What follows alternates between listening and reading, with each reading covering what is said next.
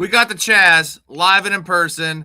What's going on, buddy? He's all decked out in Professional Fanatics gear. I'm wearing my Ricky Williams signed jersey tonight, which is signed in weed resin because Ricky Williams was a legendary pothead. Probably still is, I'm guessing, right? Probably. I would assume. Before your time, though, Chaz is a young man. He's the young gun on this program, the dynasty expert. But he also knows a thing or two about best ball. Shout out to Fantasy Dog. He says, you are a sports phenom, my friend. So Fantasy Dog is kind of new. Chaz, you haven't been on for a while. But he is the newest Patreon. Shout out to Fantasy Dog. I also owe you a beer chug for signing up for Patreon and the $5 holler before we even start the show. You're the fucking man. I sent him the video, the golf video from Elgin, the first one I did.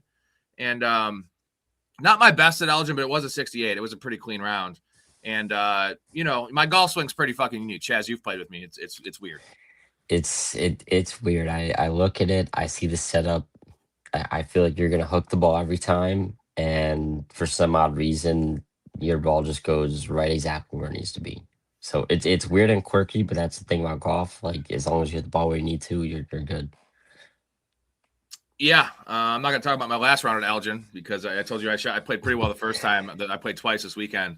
Yeah. I 4-putted 18 from 12 feet. I put it to 12 feet for birdie, and it was a front left pin. Regardless, anyways, yeah, I don't want to talk about that. But Fantasy Dog's talking about bowling. He's got a buddy that was a U.S. amateur attorney. 12 800 series in the tourney. 2,300 games in the tourney. That's insane. So I also love bowling. I got 3 300s. I have 1 800. 800 is the crown jewel of bowling. It's a 267 average per game just for the 800 minimum. And that's a lifetime achievement award. I don't bowl very much anymore, but fuck, I miss bowling. Anyways, we have some news to talk about, though. Did you see the Terrion Arnold stuff? I was just looking at that. I don't know what is he doing, man? What's going on? Thank you for the super sticker, McAuliffe. Yes, sir. Well, so we'll talk about this. It's wacky, wild stuff, and I'm really happy about it. Not because I wish ill on anyone, but I have so much Lions. I'm going all in on Jahmyr Gibbs' number 1 pick. I have a lot of Jared Goff. I have so much Sam Laporta. I have a lot of Isaac Tesla. And their secondary is now trash again. Like, he is not playing this year, guys. Like, the reports are possibly life in prison. This is messed up. So if you don't know the story, this happened around the Super Bowl. Apparently he had some stuff stolen from him at his Airbnb, like some memorabilia. Very similar to what happened with OJ. If you remember, OJ got off on allegedly double murder, and then ended up serving 13 years, I believe, in Las Vegas for armed robbery, even though he didn't even have the gun. His guys had the gun, and they flipped on him. So essentially, Terrion Arnold had hired guys to go get his stuff back, what he thought was his stuff, chose the wrong people. They didn't actually have his stuff, and all those guys are flipping on him now. So they don't take, certain crimes, like sometimes you can actually kill somebody and they get like 3rd-degree murder and you get out in like 10 years. Aggravated assault and stuff like that, kidnapping, like that's life in prison. Like they treat that super serious. So I don't think he's playing ever again in the NFL. We'll see what his jail sentence is. And I don't really want to jump to conclusions, but whenever you read life in prison, like even if it's 10% of that, he's never playing in the NFL again. Yeah, I mean, just reading a report like that, like I don't know what kind of memorabilia was stolen or what he wanted back, but it's like, dude, you're a millionaire. Like I would say he's 2 years in right now, right? So he's born in 2023, so he's 23 years old. Sucks. I mean, he has money. Like, it's not like he was dying for money or wanting whatever he's back or wanting whatever items he wanted back. I don't know, but it's just stupid. I mean, this isn't like an Aaron Hernandez thing, but like same with Aaron Hernandez. He totally different situation, but it's like he was wronged by somebody, perceived wrong, and like he just wanted to kill them. And some of these people can't let it go. Like Terrion Arnold, dude, like you have a lot to lose. Just let it go. Just let it go. $250K is nothing to you, brother. That's like me and you getting ripped off for $25. Like, I'm good, bro. Like, I'm good. I just won't go to Chili's on a random Tuesday. You know what I mean? I'll get McDonald's or something. Man, you know what? It's for the Lions though. Like, let's fantasy spin this before we get in a draft here. We're gonna do a poodle, guys. So whoever's ready to draft, let me know, and we'll log in together here. This is great for the Lions offense because this is bad for the Lions defense, and they always underperform. They're always hurt. Branch is out to start the year, right? Like he's not going to start the year. So this secondary is dog shit again. And we have to, I've been drafting them all ahead of ADP anyway, but I know it's weird to make the 1-to-1 parallel, but we want to find the next fantasy circus team, right? It's usually it's been the Bengals. Sometimes it's been the Cowboys, and it's been the Lions, like in recent memory. And it might be the Lions again, guys. And they are equipped to deal with a bottom 10 defense. And we actually want this for fantasy. Yeah, I mean, I know earlier in the offseason I was saying I'm trying to stay a little bit away from Detroit with Drew Petzing. Obviously, and there's some hatred there for me, but I mean, hearing this, just when defenses get worse, especially their defense, which is always hurt because of their kind of play style, it's going to benefit their offense more. I hate seeing this for Terry and Arnold, but it's just the nature of the game that we're in, and I would definitely be buying into Detroit players. 100%. Before shout out Kappa, by the way, that's trade nights. That's Kappa. That is the original co-host. He is the reason I'm even on this stream. Shout out to Kappa.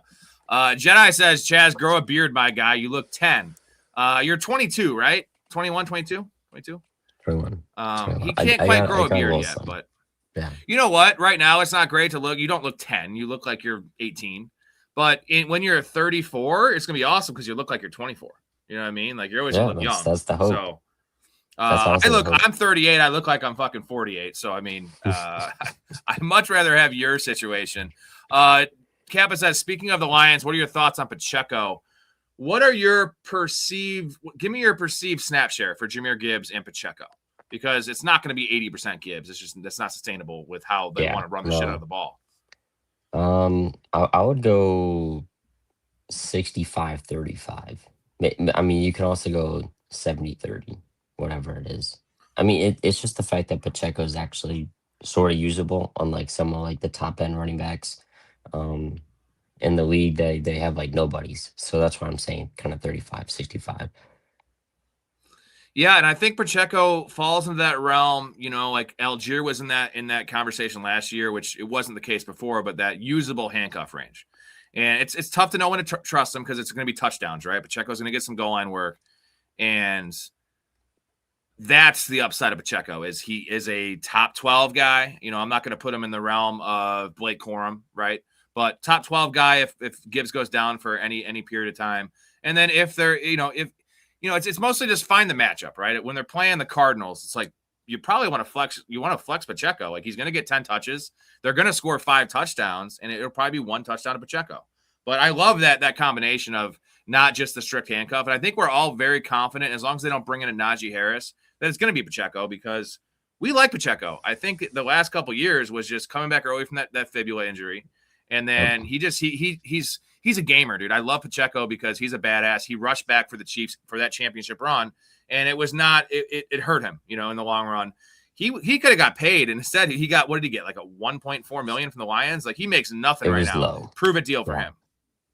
Well, yeah, I mean, everyone was talking about how he made nothing before, and now he's pretty much making nothing in NFL terms again.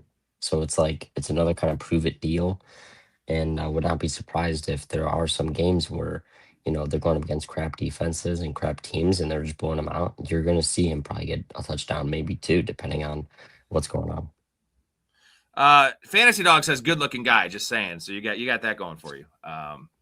You can if you wait around, Chaz will give you his number later. He goes both ways. So Dakota says $7 poodle. They love raising rates on y'all. Yeah, there's not a lot of tournaments right now on Underdog. So you ready to hop in this one, Chaz? You ready? Yeah.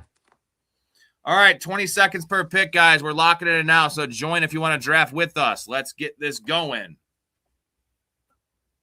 All right. There's 4 spots left. Yep. Yeah, 3, 2. Get in there. Get in there. 1. Oh, looks like we're drafting. That filled fast, bro. That fills fast. There's not a lot of tournaments right now. Oh, I got the 101. Okay, looks like I'm gonna be preaching what you were just saying and what I was just saying. We're gonna be going Gibbs here at 1. Yeah, I've been going Gibbs since day one. Just because it was the offense. It was like, do I want what player is most likely to go nuclear? And in full PPR, I understand the Bijan pick, but the Lions are worst case a top 10 offense. Worst case for the Falcons, they're like 23. Yep. I feel like the Falcons' ceiling as an offense is what the Lions' floor is. For running back in particular, Volume's awesome, man. But I also want, like the to go nuclear, to have that LaDainian Tomlinson season, to have that Sean Alexander season where it's 25 touchdowns. What we saw from JT, like think about it. JT, when they were a top 5 offense, JT was the number 1 running back in football. Last year, after Daniel Jones got hurt, he was like RB17.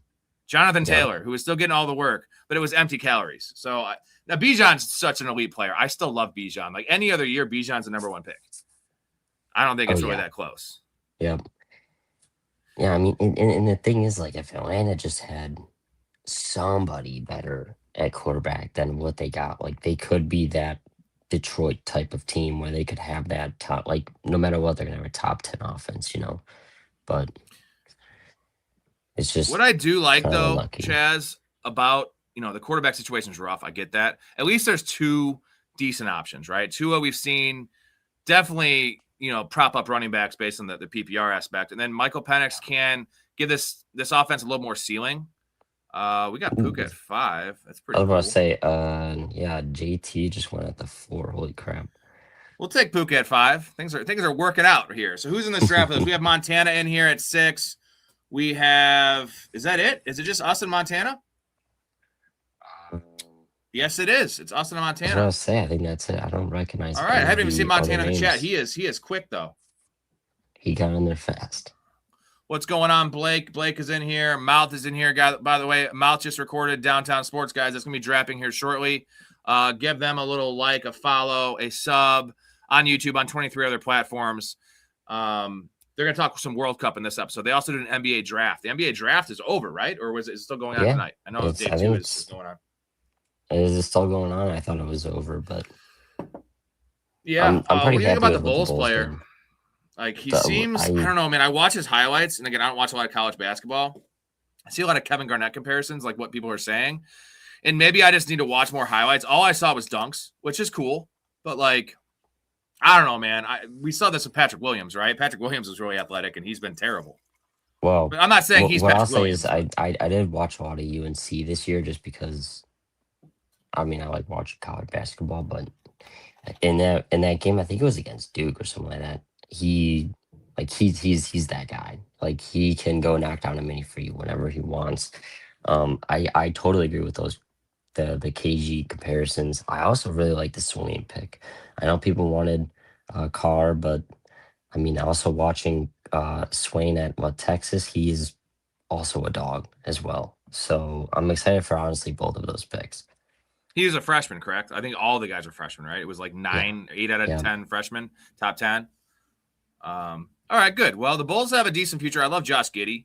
I love that deal for Caruso when we traded him. Like, Josh Giddey was so young and had almost averaged a triple-double at like 21 years old. Those players don't grow on trees. Oh yeah, definitely not. And it felt like his value was just so tarnished because of that whole allegation crap and what was going on with him. Like him as a primary ball handler is really good, honestly. So I'm excited for what at least we can do, or at least what the young guys can show off this year. I know our win loss total is going to be pretty low, but I'm okay with that. I've always liked Nick Claxton as well. Wally, are you in this one? Wow, if Jeremiah Love fell to me, I would have been having a day. I got Puka and Kenneth Walker. I feel like that's a pretty rare combo. Kenneth Walker usually goes before pick 20, and Puka goes at 4 or 3, or sorry, at 4 typically. So that's cool. That's cool. I'm gonna take a little risk here and just go. Oh, neighbors. Jake is in a poodle with Dakota and Mouth. Okay. Oh, so Mouth got all the other people. Okay, so send over your teams. Wow. And we will do draft grades for you guys. Malik Neighbors. Look at Chaz going ballsy. I don't know. I think that's a pretty good start. Gibbs, Pickens, Neighbors. I just think I'm taking a little bit of a risk there, but I'm okay with that risk. If Neighbors can be what I think he can He's okay with it. There goes Rasheed Rice. We're going to get either Trey McBride or Devonta Smith, so I am pretty happy about that. But yeah, I was hoping Jeremiah Love would fall to me, but he went right back. I think I'm going to go. Fuck, what do I do? I think this is pretty good value on Trey McBride, bro. This is pretty good value on Trey McBride. Yeah. I'm not a Trey McBride guy this year. But the fact that Brock Bowers went pick 13 and I just got Trey McBride pick 29 makes it like even better pick, 3 picks after ADP, but let's do it. Yeah, I mean, also, how many combinations, how many team combos you're gonna have Nakua, Ken Walker, and McBride? You know, like that's Right. really what you're All trying to 3 get. fell essentially. So yeah, I mean that should honestly be a pretty good team, or at least the first three are pretty stacked. Yes, it should. We'll see what I Let's do see, with it. Smith, Okay, ETN. so there's a lot of guys, a lot of community members in the other poodle. So we will do draft grades in this one quick, and your guys will finish up right after. We'll do draft grades for you guys as well. It won't be as we won't be able to see the teams. I'll read them off for you as best as I can. And Okay. we'll do a Big Ray might hop in here. We'll see. We need 18 more likes. We need 5 total subs or just 5 more super chat dollars. We should hit one of those goals, and then Big Ray's gonna hop in here and we'll maybe do a sit and go all together. Yes, sir. Yes, sir. I always love having Ray here with shooting the shit, whatever's going on. Did you see the Luther Burden video I dropped? The Luther Burden argument we had? I did not. I did see it on my YouTube though. I just didn't have the time to watch it yet. Should I watch it after the stream? Yeah, dude. So I'll give you the cliff notes. So Ray, we were talking about JSN. I comped JSN to Antonio Brown a little bit, just kind of how his career's going. And again, Antonio Brown was a 5th round pick, so he was a punt returner to come out essentially. Yeah. But Antonio Brown, one of the best route runners of all time, and just awesome career before he lost his mind. And then Ray comes in there saying Luther Burden reminds him of Antonio Brown. And we just were like, oh, all right. And he was saying play style, which I understand what he was saying. Josh Allen falls in the 4th round. Yeah, that was. And it just, Ray went off and went wild on us, like calling us idiots. And all I said was that Luther Burden reminds me of Jerry Jeudy, which wasn't a slight because Jerry Jeudy was the 15th overall pick in the NFL draft. He's just been kind of a bum. But as a prospect, Luther Burden was, Jerry Jeudy was that guy. Jerry Jeudy was that guy out of Alabama. Yeah. He was. Yeah. I mean, I don't mind the comp. I will say it is funny though. Ray is probably the biggest Luther truther. Like I'm in on him, but not as much as Ray is. Like if he hits even like 70% of what Ray is projecting for him, that would be a great year in terms of what he produces. Yeah, and the writing's on the wall. I mean, DJ Moore's gone. I mean, Roma Dunze has that ominous foot injury that's still lingering. Colson Loveland is still unproven a little bit. I think everyone's anointing him. I think we're all anointing all these Bears players, but it's for the right reasons, right? Caleb and Ben Johnson. Like that is it's a nice spot. If you fail here, this is not a Jerry Jeudy situation. He failed because John Fox was his coach and blah, blah, blah, blah, blah, right? And he also wasn't that great. But this is like a great spot for Luther, a great spot for Rome, a great spot for Loveland. And for Caleb and Ben Johnson, all of them are in a nice, it's like a great family, right? It's like we're not super rich, but we're doing well. We all love each other, right? There's no abuse going on. There's no nothing. It's just a great, healthy locker room, a great, healthy family, we think. David Montgomery, fuck you, Chaz. Don't do that. I'm also going to go get another Detroit guy. Yes, you are. That'll work. We're sending us. I think Monty's gonna have a pretty good year. Actually, I know. I am a Monty dude, so we're gonna. Yeah, I mean, just the 5th round average, just even getting him in the late 4th, early 5th. I know. I had about Devontae in the dynasty, but I'm still taking Montgomery in this format at least over him. So I don't know. I'm just excited with what they're going to be doing this year. I think they're going to be running the ball a lot. They should hopefully be. He'll have a bunch of touches, a bunch of opportunity. Hopefully that can lead also to valuable points or valuable touches in the red zone. The game script's going to be unreal for the Texans, as it always is, And if CJ Stroud takes care of the ball, like how many games this year are they ever going to be down more than 10 points? Like 2 scores, like more than 2 scores. I don't think it's going to happen once. Like, how do you get up by 17 points in the Texans? It's like it's a riddle because they don't give up over 21 points in any game. Yeah, I mean, you literally can't. And as long as you're running the ball efficiently and kicking field goals, like they're never going to be down. Exactly. And they do kick field goals because Fairbairn's awesome. And it's just everything about it just screams not RB1, but like the safest of the safe RB2s. Yeah. Yep. Yep. And you're getting Yeah, I him around mean, running back 19, running back 20. That's where I feel like people see him as a floor play. I mean, when you're drafting him at his floor, it's not a floor play yeah, it's because not a it's floor all play. room to Like, grow. yeah, yep. Yeah, Now, if people are worried about Woody Marks showed us last year. He's a third down back that's not good at catching the ball. Like he's not a good pass catcher, but he is a third down back. He's terrible on the goal line. He can't stay healthy. He doesn't miss games. He just always gets nicked up, and it's like they got to keep that guy fresh because he is a part of this offense. Yeah, I mean, exactly what you said. I mean, last year when he was splitting it with Nick Chubb, they were still kind of splitting it. Obviously, he had to have some health concerns almost every game, and especially with this signing, I just think getting a big brute guy to come in like Demont. Well, I mean, he's not like tall wise, but I mean, you understand what I'm saying. So Yeah, to kind of take in those hits because he can better than Woody Marks. If this guy takes, hell yeah, dude, we're gonna get Jaden Daniels.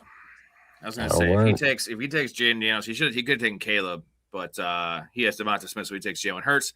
That makes sense. Yeah. Team's looking okay.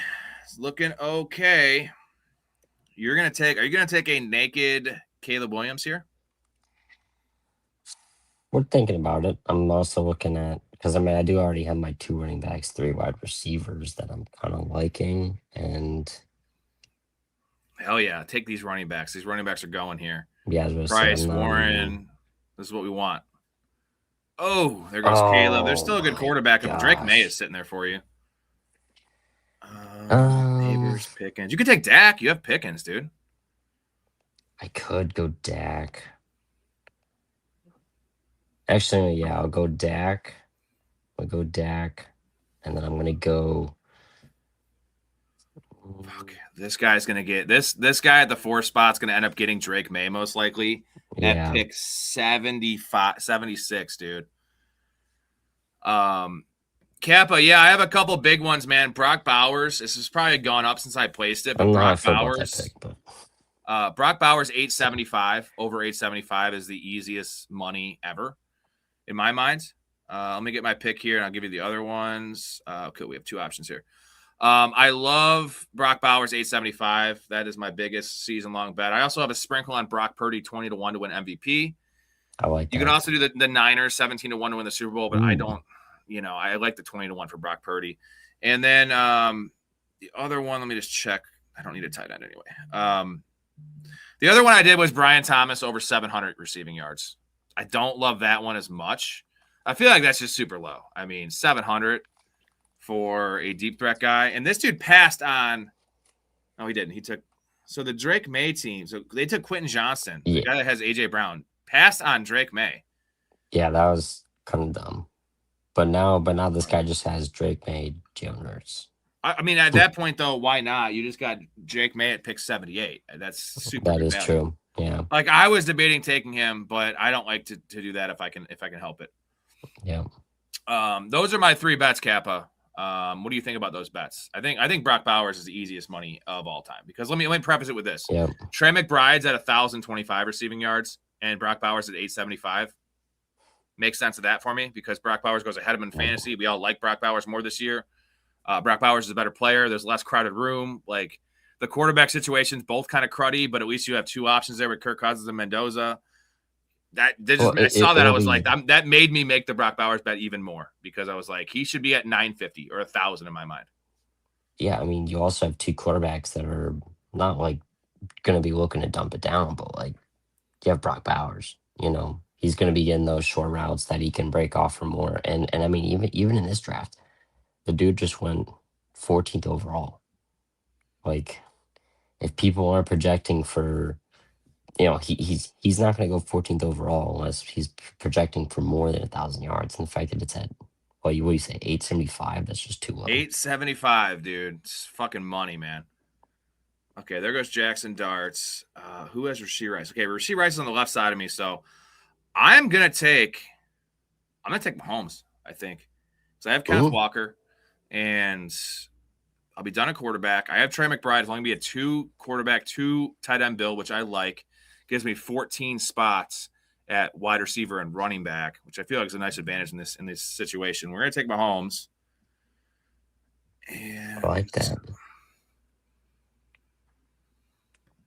Hopefully, Michael Chaz, Wilson don't knows. take Worthy from me. Don't take Worthy or I'll murder you. He's probably going to go anyway. That was. I mean, I was gonna take him if he was there. Oh, he just went right. He wasn't going to come back. Brutal. It's fine. Kappa says, "Are you prioritizing stacks in these big tournaments? 100%. You have to if you want to go to win. Like if you want to go to like actually make noise, and you can make it to the championship game without a heavy stack team, the championship round. But if it's a 500 player field with all different combinations of players, you don't have at least one stack per quarterback. I want 2 stacks for one quarterback and 1 for the other one minimum. You're not making noise. You're just not going to, because your players are going to go off, but they're going to be stacked with the quarterback and vice versa. Should I honestly went Blake Corum there, and I just was like, I just think my running back room it's not set, but it's pretty sad. Would you have taken Mahomes if I didn't take him? I mean, I'm not gonna lie, probably, because I was debating honestly taking Purdy with my Pearsall selection.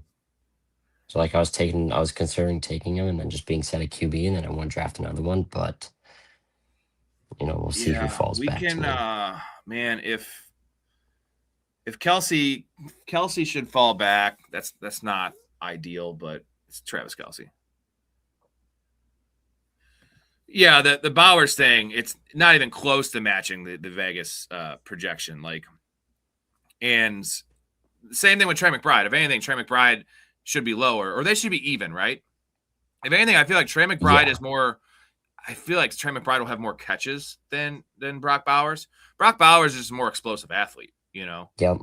And just he has a better situation. Like there's just a lot of mouse there in Arizona. Like Marvin Harrison's going to get his this year. Michael Wilson has proven that he's going to demand more of a target share, and Jeremiah Love is in the backfield. So Jeremiah Love and Ashton Genty are a wash for me.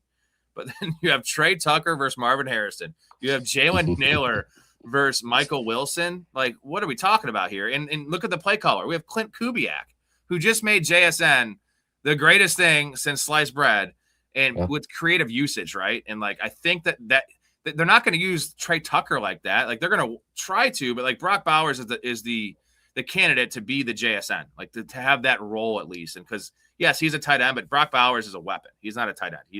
He is a wide receiver. He's a tight end. He's a running back. Yeah, he can do whatever he can. wants. He can do anything. Yeah, you can put him in the backfield. I mean, as you were just saying, he's a versatile weapon that you can just do anything with. So we'll see who drops here, but I got a couple eyes on. I got a couple guys I'm looking at. I don't have that much Mike Evans, Kappa. I think I'm at like 7% or 6% Mike Evans. Not like way below board, but I definitely like him more in these opposed to full PPR. I feel like he's, it could be a Devontae Adams-esque season from him.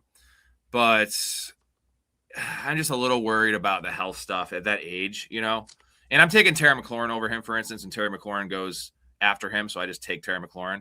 And then what do you guys think about Cam Ward over 3,299.5? I actually don't mind that. I think having Wandale there and Carnell Tate, I think that's going to be a good recipe for him this year.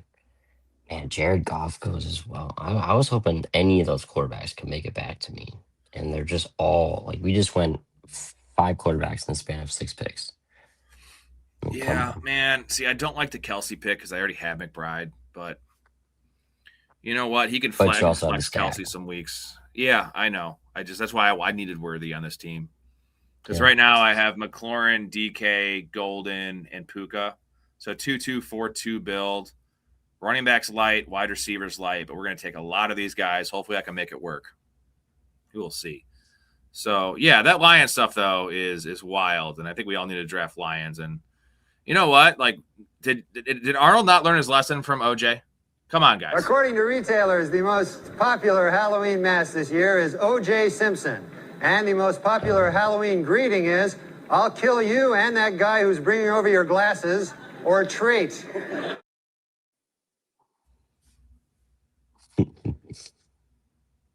Thank you, Norm Macdonald, all-time legend. Now I will say I know I think Mouth was getting into it about the production of Mark Andrews, or about what we could be seeing this year. Now I actually project pretty nicely for Mark Andrews. I know I was talking crap about him because he's been on my dynasty team for the last couple of years, and watching him has been brutal. But I think this year's going to entail a very different story. I mean, there's no Isaiah Likely. As much as I like Elijah Surratt to kind of comp as that big slot, to kind of overlap, he's going to essentially take the Isaiah Likely role.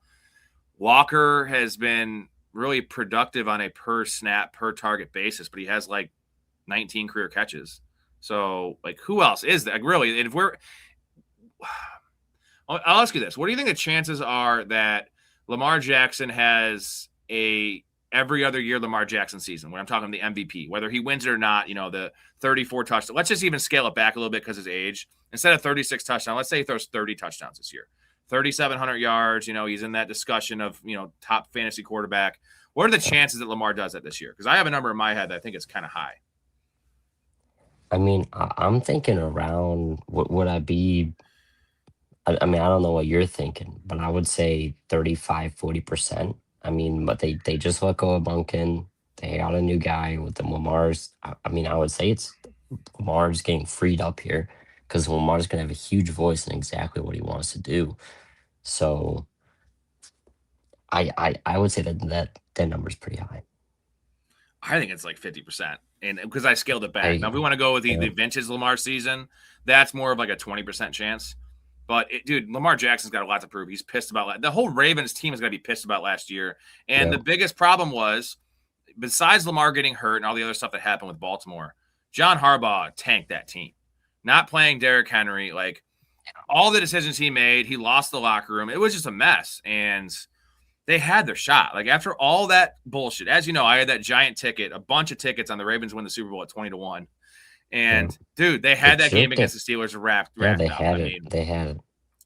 The fact that the last play just sums up how scared John Harbaugh was coaching to literally kneel the ball down when you have Derrick Henry and make it a 46-yard field goal or whatever it was, when they could have ran it and just get 5 or 6 yards and make it a 37-yarder. Like, you lose yards instead of gaining yards. Derrick Henry, I know he fumbled a couple times last year. Derrick Henry doesn't have a fumbling problem. It's Derrick Henry. Ride your guy. If he fumbles there, then guess what? You lost because of the flukiest thing ever. Not because you put a rookie kicker in a really, really, really bad situation.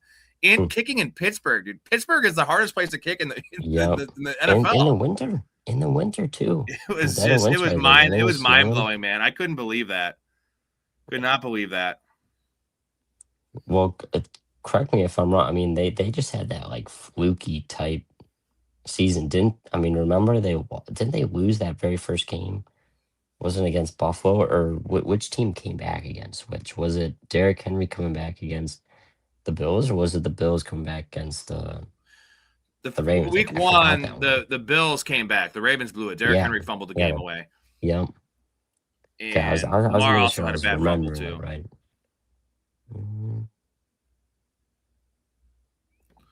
Big Dog says, I bet you eat corn on the cob long ways at Professional Fanatics. Hell yeah, I do, bro. You serious? That's the only way there's another way to eat corn on the cob?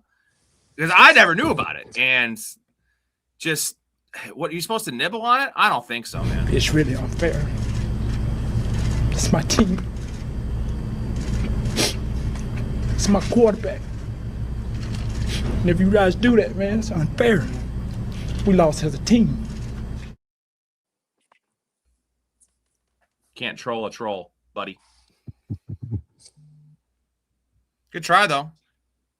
It's a really good try. Appreciate it. All right, we're done at running back now. We have Mason, Tracy, Charbonnet, Quinshawn Judkins, and Kenneth Walker. I feel like that's decent.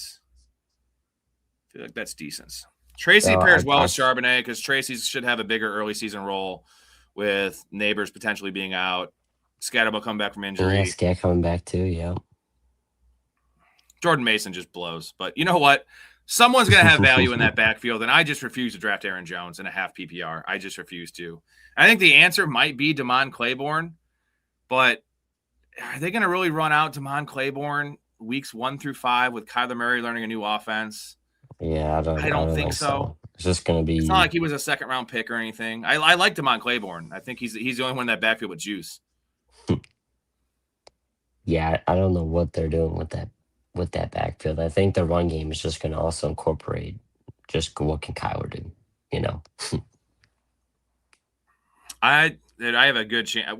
Okay, what do you think the chances are that the Vikings have a top 10 offense? Because it's we did the undervalued offensive segment with Nick O, and last year they were 27th or 25th or whatever. That was a JJ McCarthy stat. The previous 3 years with Kevin O'Connell, they were 7th, 10th, and 12th. So they've been around top 10 every year with Kevin O'Connell. That's with Kirk Cousins, like end of Kirk Cousins, but also they had some pretty bad quarterbacks. I mean, Josh Sam Dobbs Darnold played some games. Like I'm not counting the Sam Darnold Well, season. yeah, Sam Darnold Like does not. there was a couple years not where Cousins was hurt.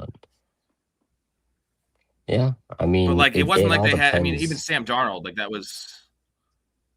So what do you Yeah, I think? mean, it really just 30%? depends on. With top 10, I would say I'm kind of bullish on their offense. I'm gonna go 35%, 40% kind of.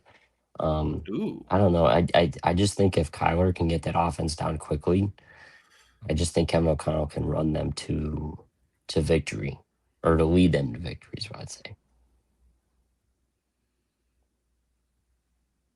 I mean, he has to, because this is a big year for Kevin O'Connell, and you know how these coaches are, man. Like, it takes a couple years, and they will run you out of town. They will run your ass out of town. Yeah, I mean, Dable did so much at the start of his Giants tenure, right? They led him to the playoffs, and then bad things happen, and now he's gone. So, you know, Look at Nick things change Sirianni, quickly. dude. Nick Sirianni is actually on the hot seat. He should be on the hot seat, and they just won a Super He should Bowl. be, So. yeah. He should be on the hot seat. Which it kind of feels weird saying that, because they just have an insane team, and they won the division last year, but like, yeah, I feel like we could coach that team to a division title, dude. It's the offensive line, the defense. Jalen Hurts, as much as we talk shit about Jalen Hurts, like he's still a good quarterback. Saquon Barkley in his prime, AJ Brown, Devonta Smith, Dallas Goedert. It's just a really good team. It's probably the best roster in the NFL. Jeez, I'm going a weird team here. I got a bunch of Detroit, and I got 2 San Fran as well.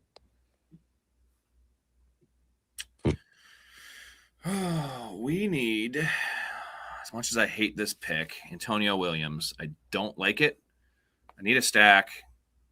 He's been falling in every one of these drafts. He's 7 picks after ADP. We'll take it. Mouth just auto drafted Jordan Love. Is that your third quarterback, Mouth? If it's your second quarterback, it's fine. Jeez. Yeah, I still cannot believe that run of quarterbacks that went on with those 2 rounds. I thought when I selected Corm, I thought I was going to be able to get one of the cutoff quarterbacks, that were taken before Stafford, but just all those guys went. It was ASAP. Stafford. Oh, Y'all just went so you had right Bo away. Nix, Purdy, Love, Kyler, Baker, Shuck, Goff, Mayfield. That's all kind of a tier for me too. Yeah, I mean, I was just hoping one of those guys can fall, and then I would take them instead of, obviously having to take either one of Shakir. I probably wouldn't have taken Shakir, but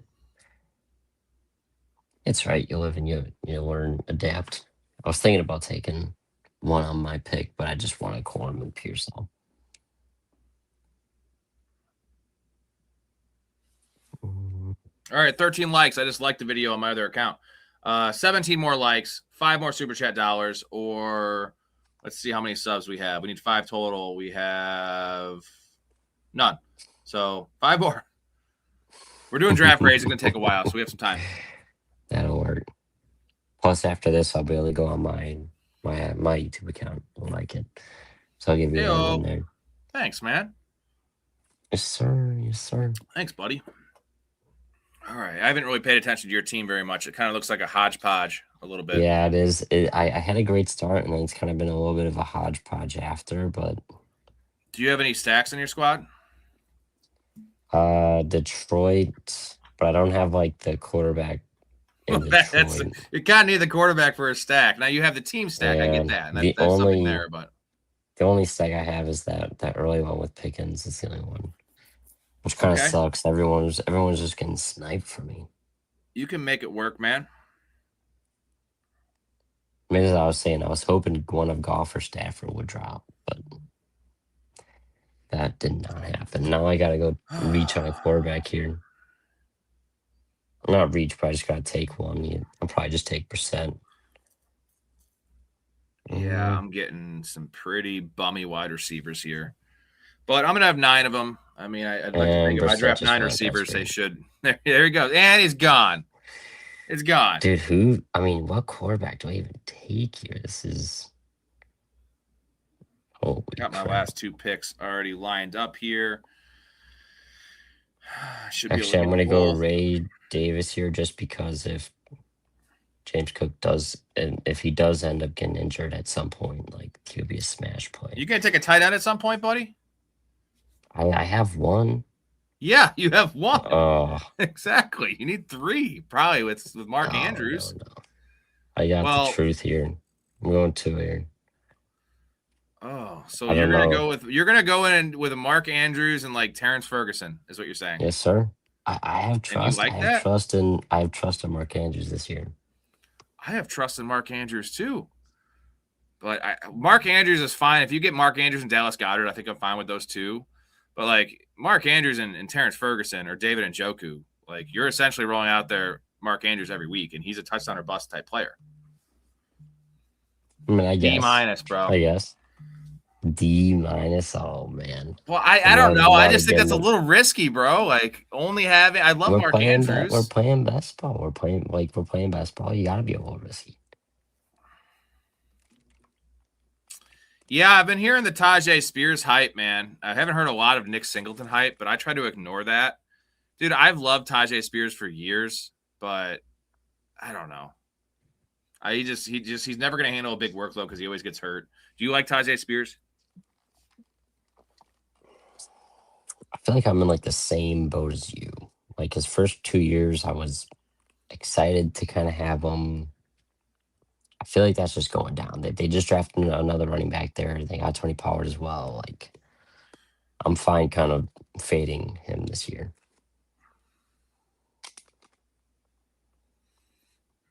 I see the appeal in best ball because he's pretty explosive.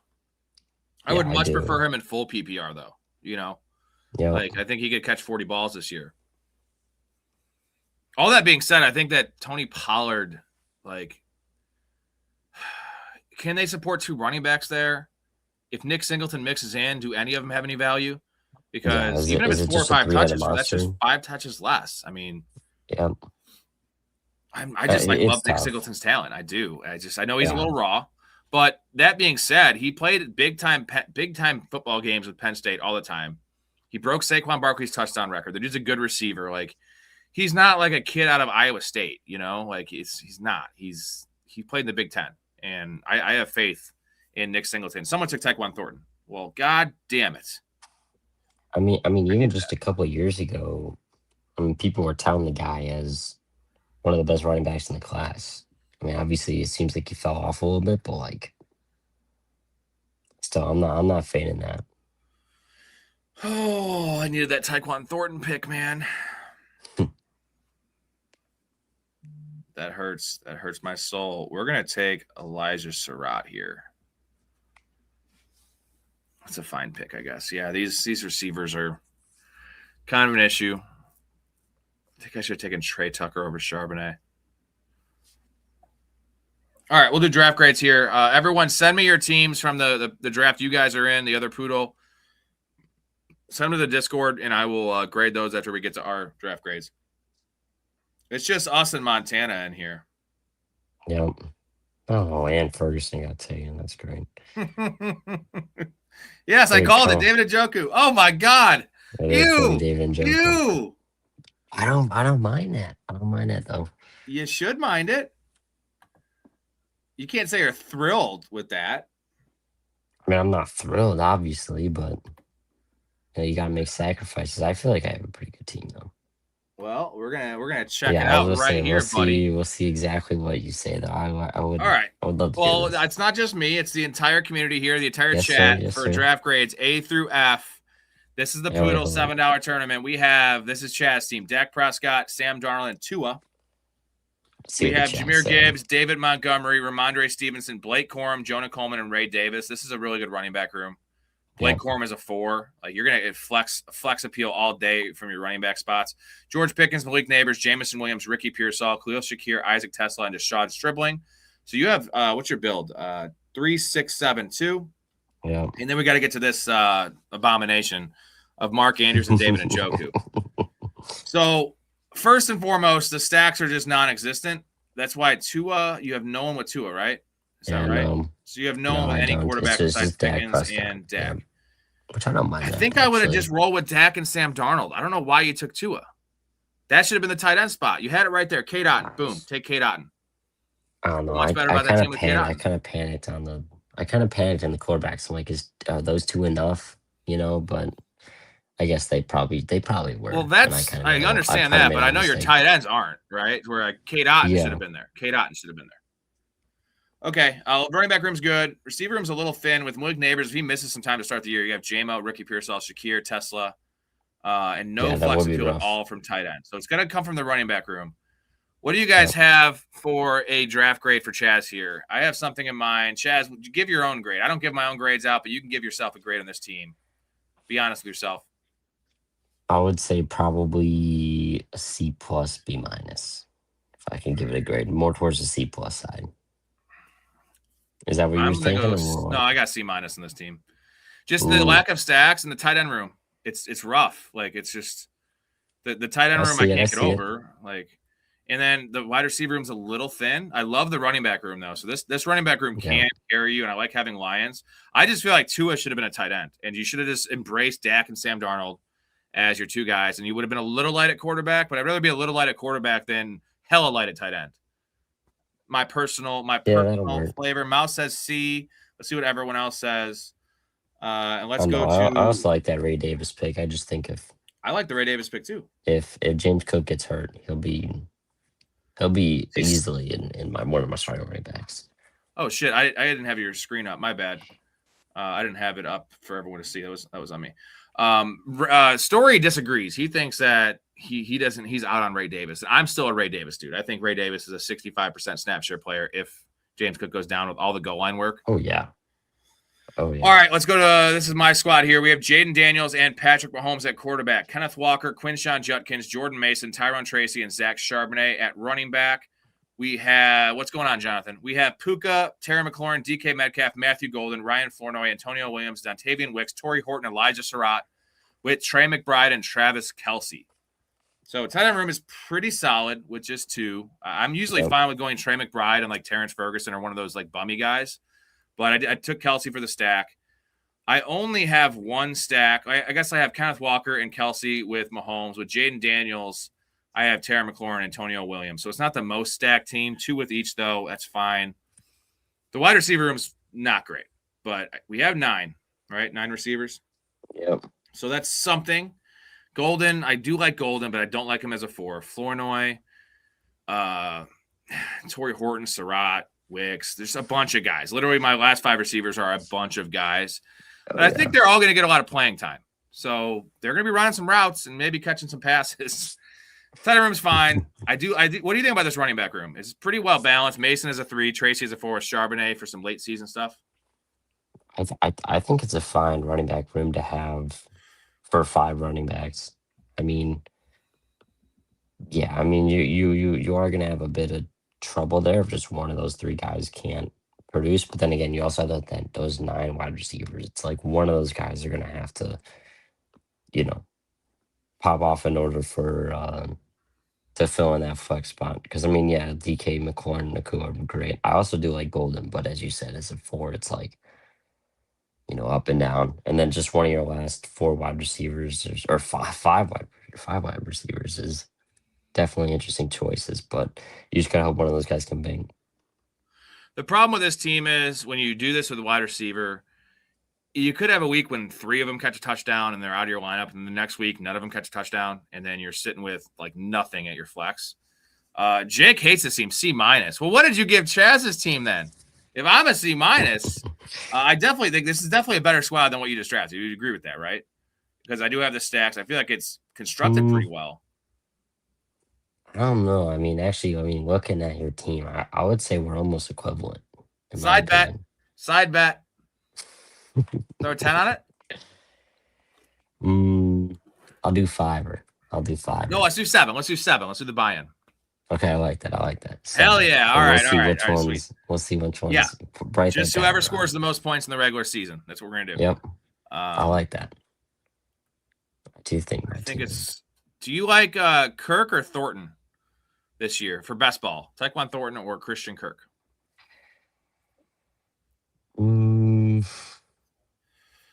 Best ball. I'm gonna go with Thornton.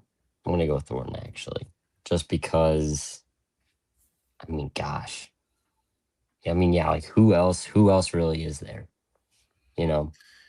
He's the That's number what I'm 3 thinking. I'm receiver, and so I mean, could I Christian understand that, Kirk but- could be too. But Christian McCaffrey's there. This is Chaz's team. Well, I rated my team higher because of tournament, as I have at least 4 stacks. 2 with each quarterback. He has 1 stack, and I can't get over the tight end room. I just can't get over that room. I don't know. I just think my team is a lot deeper. It's a lot The deeper. running backs are deeper, but the wide receivers are a little better. I mean, like I feel like I Shakir's got nice. 5 guys. Yeah, I feel like I got 5 guys that can be, playable every week. I think you have 4 of those, and then you're banking on 5 wide receivers at the end to try and just hope that you can have a spike week.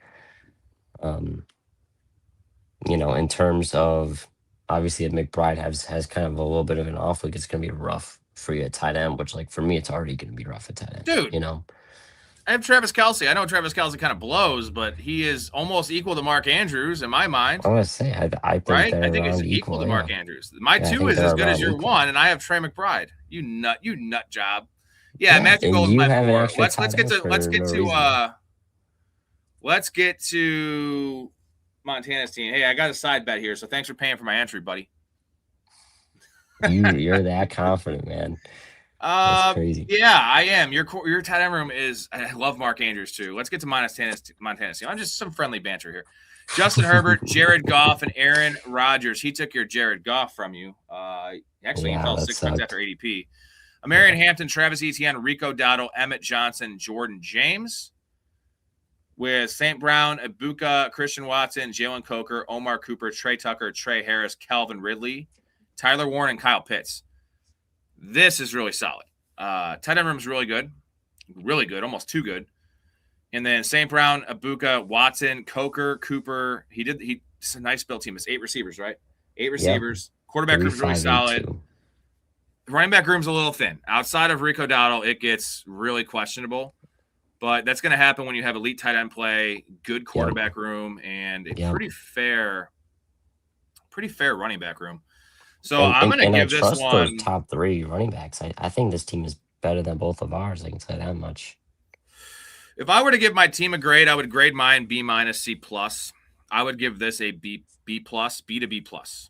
This is a pretty good team, Montana. I think for what he was able to draft, I would say A-, in my opinion.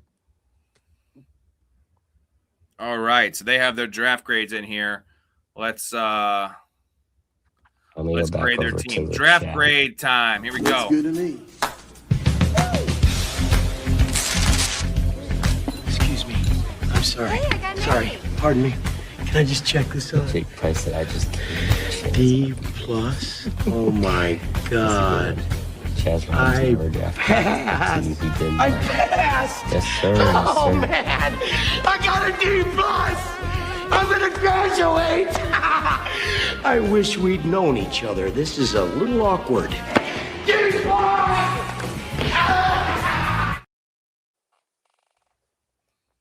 So hopefully we don't give any D+ out here. I'm going to go back to our draft board. They're in a separate draft, but I'm just going to go back to our draft board, keep this up here for a second. And Derek's squad here. Sunday Thunder, Derek's squad here. We have Jackson Dart, Baker Mayfield, and Daniel Jones. ADP value in all those quarterbacks, by the way, with like eight picks of value in all of them. We have James Cook, Travis Etienne, RJ Harvey, Tyron Tracy, and Zach Charbonnet. I had Tracy and Charbonnet on my team, so I give it a good grade. pretty good running back room. Harvey is a 3, but Tracy and Charbonnet, like I said, pair really well together with their timelines. Yep. St. Brown, Malik Neighbors, DJ Moore, Roma Dunze, Alec Pierce is your 5, Antonio Williams, Ted Hurst, Darnell Mooney with George Kittle and Cade Otton. This is a pretty good team. I think quarterback room I love. Yeah, Running back who's the room. quarterbacks? I didn't catch that. Jackson Dart, Baker Purdy? Mayfield, and Daniel Jones. Oh, okay. Dart, Mayfield, Jones. Okay, yeah, I like that. With Cook, Etienne, Harvey, Tracy Charbonnet, St. Brown, Malik Neighbors, DJ Moore, Roma Dunze, Alec Pierce. Ooh. So Ooh. This is good. Yeah, I like that. This is good stuff. And I'm gonna give this a solid B. I'm Solid gonna go B to same B thing. plus. Yeah, I'm gonna go same thing. I love that. I love that wide receiver room. All right, let's go to Mouse Squad here. Yeah, I don't love Harvey either, but it was good value for sure. He says quote unquote value because that's kind of how I'd phrase it too, Derek. So Mouse Squad here, we have Lamar Jackson and Jordan Love. Jordan Love was auto drafted way early on his team. He picked him 89, ADP 111 because he had Christian Watson. That was and Tucker Kraft. That would be what they call a Q casualty. So Lamar Jackson, Jordan Love, Derrick Henry, Javonte Williams, Kyron Williams, Jonathan Brooks, and Chris Rodriguez. Banger of a running back room. CeeDee Lamb, Christian Watson, Josh Downs, Jalen Coker, Juwan Jennings, Jalen Naylor, Adonai Mitchell, Elijah Surratt, and Tank Dell with Tucker Kraft and Pat Freiermuth. So somehow you got auto-drafted Jordan Love literally a round and a half early, and you made this work pretty nicely, dude. Like 9 receivers. I don't like Josh Downs as my 3 and Coker as a 4. But Juwan Jennings, Naylor, and Adonai Mitchell are a pretty nice pairing there. Tank Dell is your 9. Tucker Kraft and Pat Freiermuth worked that out pretty decently. Derrick Henry and Lamar. So you have stacks going on there. Double stack with Jordan Love. You have Surratt. I think this is right around Derek's team, honestly. Another good team. Better than ours. Yeah, I would honestly say it's better than ours. I'm not going to lie, we kind of had rough drafts. In our Don't throw me in with you, Chaz. I'm okay with my team. Dude, if I drafted your team, I would really fucking quit. I would delete this channel. This channel be deleted. It'd be deleted. I'm okay. I really think mine have beat out your team this year. Jason's in here. Jason just bought us the next draft, and he says Mouse Squad F-, brother. Oh, Jason, you're the best. Kappa, Pittman goes in. Let's take a look here. Pittman goes. Did you he take goes like 130, like 133, somewhere around there? Where's Pittman at? I think he goes in like the 11th round. Yeah, I was thinking around 133. Why can't I see him? Oh, he went the pick 96. So jeez. That is pick 96 is the 9th round. 9th round for Pittman. Thank you, Jake. You know what? I'll take A+ in the contents with a B on the team, but I guess it's a C- team. But you know what? They all can't be winners, guys. Chaz is cool, even though I don't like anyone under 25. Yeah, Chaz is a very nice young gentleman.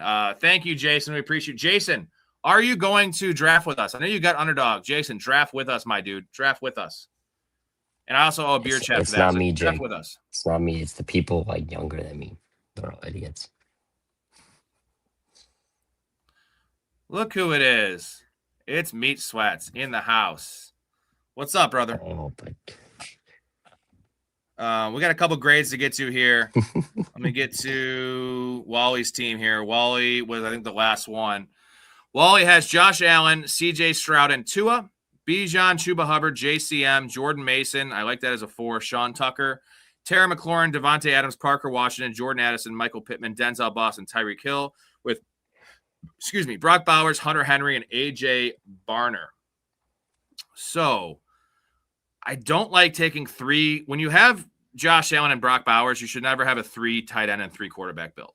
First and foremost, right there, I have issues with that because Josh Allen is he's almost 2 quarterbacks. Brock Bowers is 2 tight ends. We were talking about that. So Parker Washington's your 3, Addison. I like some of the players you took for sure. Chuba's kind of a week 2.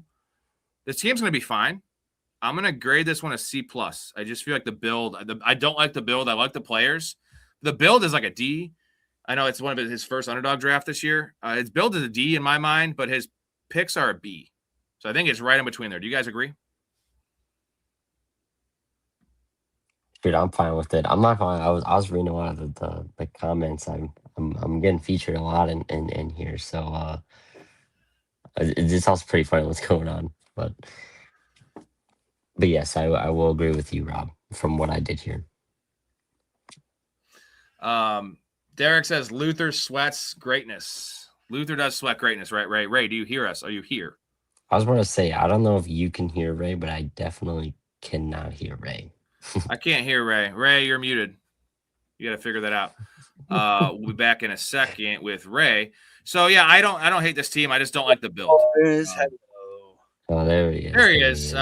Luther Burden himself in the fucking building. What's going on, buddy? Not much, man. Just just listen to you guys and had a good night, Halo. Brainerd could suck my ma, and oh boy. Chaz, what I'm talking about is our friend Dave Brainerd. He's Rob's age. I've befriended him over time. Dave and Rob have been friends. Well, at least acquaintances for a long time. Nonetheless, he loves talking shit to me, and we beat him tonight. So, does Odunze equal Randy Moss? Is that the next thing we have, Ray? Is that right? See, this is the whole thing too. Yeah, I love you. We're fucking with you. We're fucking. No, I know. I love it. I'm just literally saying this is where Chaz and I had an agreement to where, to be honest, this is like, and here's the thing, guys. On ESPN 1000, so everybody who doesn't live in Chicago, there's ESPN 1000 Chicago, and then there's 670 The Score. Those are the two main, radio syndicates. And on ESPN 1000 yesterday, they legitimately had, because they have a segment that is shot or no shot. So I'll leave it to you guys right now. Shot or no shot. If Rome Odunze does not live up to his first halves of the season that he had last year, do the Bears give him a second contract? And what they on the radio said, if he does not live up to it, no shot. And this is where me and Chaz had conversations, Rob, where, like, I'm not going to sit here and say that Rome's shit, because I don't believe that. It's just, I agree with that. If he doesn't show up this year, he needs a second big contract. And that's just, if he doesn't show up without DJ Moore, especially, why should they give him a big second contract? It'll be up to another team to do that. And as they should, he has physical. Wouldn't be a big contract. It'd be a team friendly. Like wouldn't earn a big contract because the Bears are the only team that drafted him that high, right? Other teams aren't going to value him like that. Real quick, Jason says, meat sweats in the house. Mouth is still a lib and hates the country we live in. Chad, your brother. The beef is real, but it's just giving me paper. And we love Jason. We love Mouth. I love all the community members, guys. I love them. And also, you know what I also have that I love in this country is it's freedom of speech, and we're allowed to, as long as we keep it respectful. I want to emphasize that. Keep it respectful. At this point, it's kind of a running gag, and I do kind of appreciate the gag. Just to keep it as respectful as we can, please. That's all I'm asking. And real quick, Wally says, does Swift equal LaDainian Tomlinson? Oh, Kyle Monungai. See, Chaz, this is where we get when you leave me. Not even just. I got it. Kyle Monungai is Marshawn Lynch. Kyle Monungai is Marshawn Lynch, and DeAndre Swift is LT. Colston Loveland is. Saw Tony Gonzalez. He's actually better. Tony Loveland is Gronk Jr., so keep moving along. Yes. Caleb is Tom Brady. No, Caleb is Josh Allen. Dude, if we get Josh Allen with a Gronk on the Bears, we will be shitting ourselves. You included. All right, guys, we're gonna do another draft. Ray, get your stuff ready. We're gonna do a sit and go. I think we have. How many people are down to draft? Let us know who's down to draft with us. We have 3 people right here. What Underdog. Look at the fucking screen, Ray. It says BM. I don't see. We love you, Ray. I'm literally looking at my screen. I don't necessarily see. Oh, I'm sorry. I see a half of the Underdog on the very, very, very right. He is very. So I can answer this question. I'll give it to you as well, Ray. What's up, Ray? Are you overall super bullish in the Bears or just Luther? It's all the Bears, right? Oh, No, We it's are- more we're pretty importantly bullish. Ben Johnson. That's where we. Yes. So the Bears, yes, we're bullish on the Bears. Hey guys, let's get in this one. The $3 draft, $3 sit and go right here on the screen here. Got to make. There's sometimes 2 of them listed. This one has, I think, 4 people in it. I'm joining right now. You said $3 one, Rob? Yeah, $3 sit and go. Right now, it's 3 people right now. It's me and 2 other people. So it should say 3 out of 12 filled. So Right, I $3 think sit and go, guys. We're drafting Wait. Underdog Keith. What's up, Keith? You have a Is lot that of the- time to hop joined- in. I think I Is that the joined the wrong one. $3 12-person draft? Correct. Not the slow Okay. draft. Make sure there's Right, no right. orange 4 icon by 4 it. out of 12. Does this say for you, Rob? The $3 12 Yeah. team draft. No, I'm saying I'm now. Hell yeah, Jason's in it. Jason's in it. Seven Jason, more, you it had says. better do it. What Sorry, drop must down be are you something in? tweaking. I did it from the computer, so there's sometimes 2. I'm gonna look real quick on my phone, and I'll tell you which one I'm in. I'm telling you, So, Rob. Mine it says 7 more to is- start. So, let's take a look here. Chaz, what is yours? We say? are in. This one has 5 out of 12 filled, so it is the I'm top going through one. it right. The top one. Yeah, One has these- 4 out of 12. One has 5 out of 12. We want to get the one that says 5 out of 12. Oh, I'm It's in the the wrong top one. one. Oh, there you go. Yeah, it's the top It one. When says you back 11 out, more make to sure you back out. No, it says 11 more to start, so I literally didn't get them. That one. Leave draft. NFL. Hold on a second here. 5 I'll out of show 12. you which one it is. $3, 5 out It's of the sprint season. Sprint season. Mm. So Yeah, on the computer it'll say I that. think Either I'm way, in it's there now. this one right here. Yeah. 8 You more don't to want to start, see I think. my best ball lives here. I have 1 million actives here. It's pretty gross. Dude, everyone I see fucking. Oh my god. It's so annoying. Yeah, I don't know if it's like glitching, but No, I think it I'm ju- in it there. You want to just- see a it true just- degenerate though? I'm just saying, it keeps saying like, oh, this one says 5 more to join or 5 more to start. Is that This the is 7 out of 12 now. Yeah, 5 more to start. You're right. 7 out of 12 Oh, full. dude, am I not on Here's the my wrong one? here's my slow drafts, guys. You want to take a little look at who's an actual degenerate? Look at all these. Pitbull. I filled up the Pitbull. I told everyone I'm going all in now. I had a budget, but I figured I got to put my money where my mouth is, guys. And I'm still going to play my 40 redrafts, but I'm going to change my rule of thumb of 5-1 redraft to best ball. I'm still going to be at like a 3-1 redraft. I'm going to join a couple bigger redrafts. I'm having 10 grand in this motherfucker this year. Why wouldn't I, guys? I've lost money 1 out of 15 years. I'm going all in. I need the money. Rob, and real I'm quick, investing in myself. Is What's it up? 8 out of 12 in the people that's okay? Yeah, 8 out of 12. Okay, I'm in that one. I was making sure. I'm just leaving Yeah, the waiting rest on of 4 people? No, I'm just leaving the rest of the ones that I entered. Yep. There are a few of me in there. Okay. All right. Would Yes, you sir. rather punt running back until round 5 or quarterback until round 9? QB? We all Running align with back- that, Chaz? I mean, running back. That's Sorry, late. say that again. I'm just trying. I don't know what's going on with this draft. Are you in this, Chaz? I mean, when it says join, it says that it's at 9 out of 12, and then I join, it This says 8 more to start. Sometimes that happens. God damn it. Yeah, Keep on trying. Yeah, you There's got 3 more. Yeah, unfortunately, I keep trying. If we're Close not your Underdog app real quick. Yeah. My answer is definitely quarterback till round 9 because quarterback in round 9 is still Patrick Mahomes. It's still, you could wait even to round 12 and get Baker Mayfield.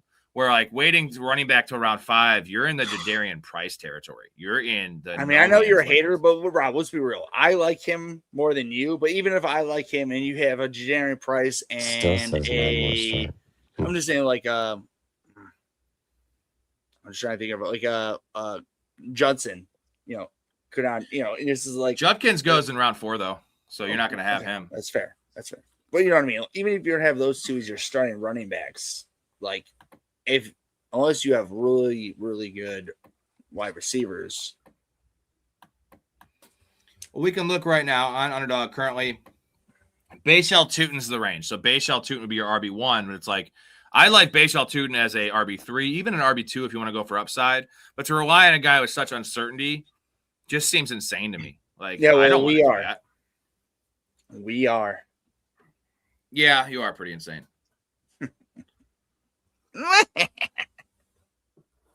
By the way, it says 2 more to start, right? in yours? I have 11 out of 12 now. Yeah, it Waiting for one says person. join 11 I out gotta of 12. assume I'm in the one that you're in, Rob. It says 2 more to start.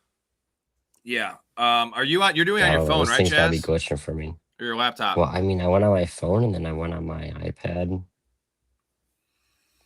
Again, Do you see there's 2 options for the 12? The yeah, 12 I person do drafts, see right? it. Just says 12 person and 12 person slow draft, and I'm hitting it because like it says 11 out of 12 entrants, and then I enter it. And it Usually it'll says say 11 2. It'll more to have 2 start. separate ones. I see one with 5 people in there, and I see ours with 11 people in there. Well, yeah, I also see the five one. But Chaz, we need you to find this one. It says one more. Chaz, bro. there is a Dude, drop down. So the it drop says down I'm in is sprint this. season. Yeah, sprint season. Yeah, if you didn't do that. Well, that's on the computer. I don't know if there's a drop down. Oh, No, yeah, there it's is. 2026 No, you can- season. You go to sprint you can- season. Yeah, you can figure it out And on then the phone as well. Yep. I mean, I You can, see where the drop down's at? It says Right sprint above season. best ball. It says Ah. slate. Chaz, you Oh, I just got missed it. it, bro. no, I'm Hey. in, bro. I'm in. It's the Oh, starter you're in. He's season. in. Chaz, Yeah, in. you got the last one. Let's go. Let's yeah. Oh, dude, I was Let's go. sad. I was because it literally said draft starts. I was like, oh fuck, you didn't get in there. And you're like, no wait, that's me. Let's go. Fuck yeah. All right. All right. I don't know. if Thank I'll you, just Derek. run Yeah, I in. think Chaz is in. I think Chaz got in here. I Yeah, see I'm him. in. I see him. Yeah, He's no, in. He's in. He's Chaz. flocking in. We're all in here. How many people are in here? Oh, We Ray's got have 12. 1, 2, 3, 4, Oh, 5, boy. 6, 7, Oh, 8. boy. We have 9 of 12 in this one. 9 of 12 guys. God. That's some good shit right there. Oh god. Did oh, God, oh, who God. didn't get in? That I'm not too sure about. Dakota Yeah, got not gonna in, lie, Ray it got was- in, Derek's in, Montana's in, Mouth's in. Keith is in, Chaz is in, Mouse in. So I'm between Super- Jake and Mouth. Is Super Beast Mouth's co-host? No, that is Super Beast is Keith. Oh, Keith, okay, our awesome Dude, Keith. dude, perfect. Mounts is right next to me. What the hell? Oh, Kappa, I've done a couple. I've done a bunch of slow big ones. I like to do my big drafts. I like to do slow drafts just so I can think it out more. But I do a lot more small ones, man. Like I'm never doing a $500 draft for best ball. I think $100 is too much for a best ball league. Personally, it's too much variance. There's no control. Like it's more of a scratch off. We all know that. I'd rather do. Wouldn't you guys rather do 10 $10 leagues than one $100 league in best ball? Mhm. Yeah. Yep. I'll do that. Yeah, I concur. Well, All right. There you I don't go, like Rob. drafting I'm by off. these guys. I got, I'll pass up on Nick. I'll have back-to-back picks every time. Hey, Okay. that's good for you, Ray. Sometimes if No, you're in the I middle, you understand. tend to miss some picks. I don't hate it. I'm saying I got my queue. I have to have my queue ready to go. That's all. Yeah, I mean, Dude, I actually did a lot of the big dogs, Dakota. I filled up those because it's only, I think it's 10 entries max. Dude, it's so hard. I mean, I know it's nice if you can win a couple million, which obviously there's so many people in there. Good luck. There's almost a million people in that tournament by the end of it. The advancement structure in Best Ball Mania is so hard. So you have to get top It's 2 out of so 12, which is hard. pretty standard. But then the first round of the playoffs, it's a 14 team field. You have to win that. And then you have to win a Yeah, top you have to 12. win it. Like, I get that. And that's why I can get all the money for the later stuff. But, you know, I don't need life-changing money. I just want to, like, if I could clear like 30 grand, that could set the show up for the rest of time in my mind. I'm a fucking cockroach, dude. I've been surviving on way less, working seasonal jobs. You know, my wife has a job. I don't need $1 million. I'm a simple guy. I'm happy. I just want to make my life more comfortable, right? And if fantasy can bring that to me, then hell fucking yeah. Oh, yeah. Dakota's gonna fuck me. I already know it. He's gonna fuck Ray. I already know it, Dakota. I see you. I see you. Yep. There it is. Ashton, baby. I told you. I fucking told you. That motherfucker. Oh, well. Jake says I'm a real man's man. Yeah, my hands are really soft. I'm on YouTube drinking beer, talking fantasy football. I mean, kind of. I guess the definition of a real man has changed recently, right? Back in the day, if you were like a roofer, you know, you're a real man. Like now it's just different, you know. Like thank you, Jake. Mouth. Jason says I'll bet against Mouth South $100. Mouth loses that guy. He's okay. just giving our money away. So I think what we need to do is in the future, we need to have maybe the next draft, Jason, you guys got to get a best ball together and you got to do a side bet together because I'm in this. Campbell and Mouth had that side bet on the Knicks and Mouth actually did win that one. He was giving them 4-1 odds. And it's nice. Campbell's a very loaded individual. He always gets pissed when I say this. And he just went to Hawaii for like 11 days, like with his family. I'm like, Rob, you gotta have some cash for that. Rob, when can you, me, and Erica go to Hawaii? You want to have, what is this, a 3-way thing? You're trying to bang my wife? Well, first off, you put that words in my mouth. Second off, I'm going there to be. What's happening here? That French animal bit my ear off. Well, that's an absurd exaggeration. My apologies, Bidwell. He look in our tent. He look at my woman. He saw her breast. Her breast? You saw her breast? I've said it before and I said it again. Any man who look on her will die. Timing. I'm not going to kill you, right? Damn, all his heroes, dude. It's so funny. Jake says, I listen to Rob way more than my roofer or plumber. Well, you might want to listen to your plumber. You might want to listen to Just your wondering what Mouth was going to do there. Didn't know if he was going to take the Just saying, you might want to listen to your plumber. My gambling budgets, I usually start the year with 1,500, and I mean, obviously for the show, I place every bet that I give because if you don't, that's just silly stuff. Matthew Berry is a guy that doesn't do that, and that's why he loses. I would put more money in, so $1,500 that should be enough. If I lose $1,500 on my specific bets, then I have bigger issues. Rob, did you bring up Matt Miller at all? No, bro, he lost his arm or something, right? Yeah, Chaz, did you hear about this? Did you hear about this? You see about this? I did not. So you know Matt Miller? He's like a draft expert. Like I do know him. Okay. But I yeah, well, he got in a major accident 2 days ago, and they had to amputate his left arm. How far? I'm not too sure, but I would guess. Holy crap! Here's my left arm. I don't know if you're amputating that shit. I'm guessing past the elbow. I don't know. Not saying I'm happy to hear that, but it's like that. I don't know. That was some fucking crazy shit. I hope you're not happy a guy lost his arm. Jesus. Well, if you think I'm happy about anybody being hurt, you freak off, Leahy. No, but no, dude. Like, Wow, I'm just saying that was such a selection. That was such a I don't know. Everybody, that just comes down to where people were like us as humans. It's like, yeah, you hear horrible things, maybe not even on the daily, but just a couple times a week, few times a week. This guy, I mean, I don't know, Matt Miller, he's everywhere for us listening to football. Like, he's a fucking great analyst when it comes to drafts. I mean, I don't know. It basically, in my eyes, when to listen to him do that basically like Adam Schefter in a way. Schefter. Question for you, Dakota. Dakota wants to know: are you still hanging out with your honey? Just so you guys know, if you're going to come on this show, you're going to have personal things and stuff in your life that's going to be broadcast to 17 people. Because just so you know, I practice what I preach. I've said so much personal shit about myself and my wife and my family and everything that I don't expect my guests to give full disclosure like that. We want to get some surface level stuff though, guys. So if you're not comfortable with that, then I guess you can just leave. I'm kidding, but what do you got, Ray? Are you still seeing her? What's going on? Yeah. We're talking and hanging out. So she again. Well, the only thing is, like, she was married before, so it's just and many other things. You don't like the used goods aspect? That's not true, but it's just there's many other things that go. Well, typically when you're talking about a mid-30s girl. Like, they're going to be used at some point, just in general. Like, you're not going to – if you buy a used car, it had been driven before. You know what I mean? Like, even new cars have been test-driven, Like, they've been driven. I would rather have a brand-new test-driven car that would have one owner. 200, 500 miles on it compared to a used car that has 500,000 miles on it. So what you're saying is – you don't want a Geo tracker from 1987 that has had 17 owners. Jeez, look at those two. They're going at each other like an Italian guy and a black woman. Hey, you can't park here. Excuse me?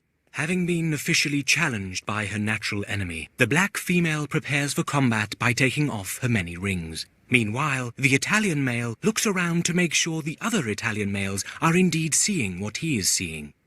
Sensing the impending battle, a flock of Jews flies quickly away, as avoiding confrontation is their best chance for survival. I really think we need Mouth's expert opinion since he's an expert in New York City life. Ray, are you auto drafting? I was going to say I don't even think. No, we were just talking, and what just happened. Oh, No. just multitasking. Okay. Jake says, "Get that car." No, I'm definitely fucked. And now I have 4 running backs. So. Dude, actually, that's I what don't I think was you're saying. fucked. You got awesome value in all those guys. Like, Yeah, I get it, but Well, the I'm ETN also was have fine, 0 on anything else right now. I mean, luckily the rest of the positions have depth compared to running back. But over under Mouth celebrating 250. Curious. Is that? Oh, it's the 250th year, right? That's this 4th of July. Is that correct? Yeah, under. Be a great celebration. Yeah. Well, I think he's gonna Shit, celebrate. I'm going all out. Are you really? Just celebrating with the fellas. Shit, that's all we can be doing.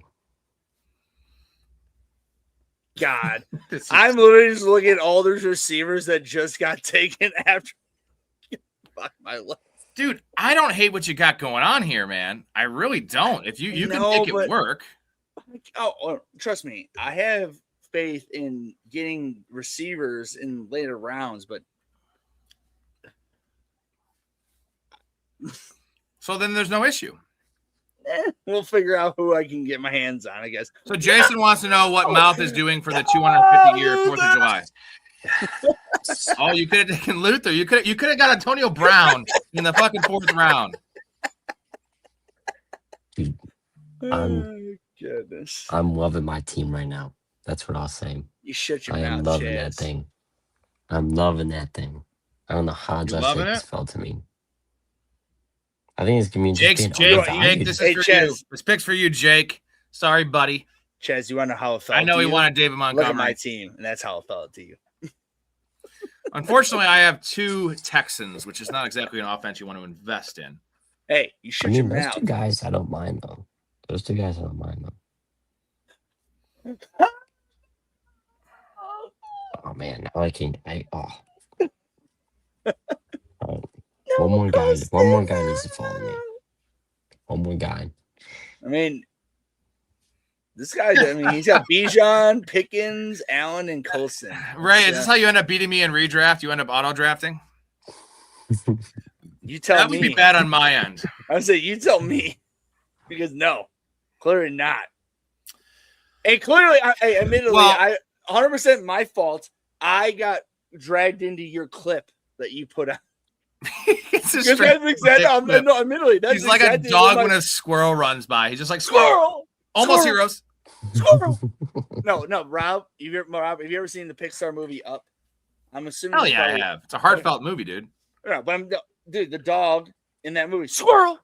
That's Ray. That's me. That is Squirrel. Ray. Yeah. Squirrel. Was Jameson okay?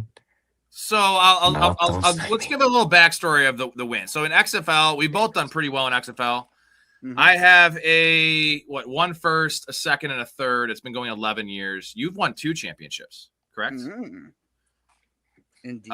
You've also missed the playoffs quite a bit, but you're a Ricky Bobby type dude. So that specific league is my second lowest buy-in out of 25. So I'm not as active in the trade market. I'm not making excuses. It sounds like an excuse.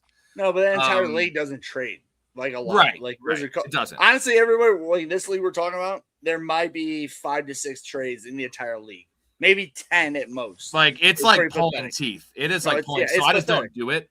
Yeah. My league though, I'm going to give you some props. So coming into it, I was going for 4 in a row. You come in. There's not a lot of talent. It's a $250 league, really deep, but there's 4 or 5 super savvy players. Other than that, it's just like family and friends.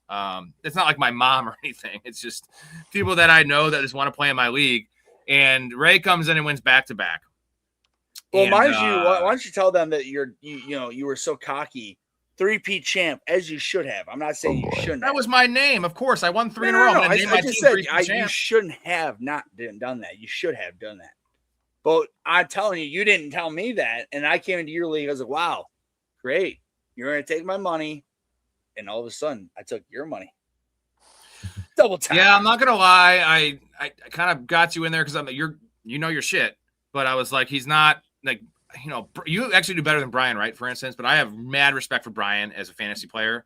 But maybe you're better. Well. Clearly, you're better than him though. I mean, because I have way better success against Brian than I do against you. Fucking like Brian rarely wins leagues I'm in. He always has like good drafts. And he makes like the dumbest pick in the 6th round, or, like, in the 4th round. He'll take that like sharp guy. Ooh, Tyler Warren, good value. Dude, motherfucker. What happened? Did you get off base? You know what? I'm going to take this. Oh, God. Oh, good. You already picked. What do you do? He thinks he's still on the clock. I was. I touched that. I touched him, and he picked him, so. All right. You got one receiver now, so we're getting there. Hey, Tyler Warren, you're good. I think you're good. Why this is going to work, Ray, is because now with Tyler Warren, you can go with only 2 tight ends. Yeah. You can go with, now you can go with just these 4 running backs, maybe 5 if you take a late guy, and you're going to have a 9 receiver, 10 receiver team. Yeah. He's not in airplane mode. He's just confused. I like talking. It's hard. I love talking to my friends. Okay. Right. You act like we're not on here doing the same thing. I have all these controls in front of me. I'm doing the chat. I'm playing those clips. Do I blame you or Chaz for anything? No. I'm saying I like talking. I like hearing myself talk, apparently. And all of a sudden, things happen. Now, admittedly, That kid is back on the escalator again. Remarkable. That's criminal. That kid is back on the escalator again. Leave it alone. What? Dude, who just went? Escalator. God damn. Sorry, hey, real quick. Is your airplane thing on the top right? You need to make sure that's off, Ray. Oh, there you go. Oh my God. It was on. It was. Thank you, Dakota, for helping out my boy. Dakota! My man. Dude, getting Joe Burrow is quarterback 6. Yeah, it's pretty tasty. I'll take that. This guy at 1 is probably going to take a quarterback here. I'm going to take the last of the guys that I really trust here in Jalen Hurts because I feel like Geico was going to take somebody. Yeah. I was feeling that too, Rob. Well, I was feeling you were going to take something, and then I was like, okay. I was planning on getting Caleb, stacking him with Swift, but... Hey, speaking of Caleb, how happy you guys... First off, if you guys have any opinion on what the Bulls did in the draft? I thought what they did was great. Because Caleb Wilson... He's amazing. We were talking about that earlier. Buddy. Y'all just do this to kick it with the boys? Yeah, kind of, man. We that's what we did for 5 years on the channel until I did the live streams. We still kick it with the boys in the chat, in the community. We just like to have a good time. Jordan Tyson fell 10 picks after ADP, guys.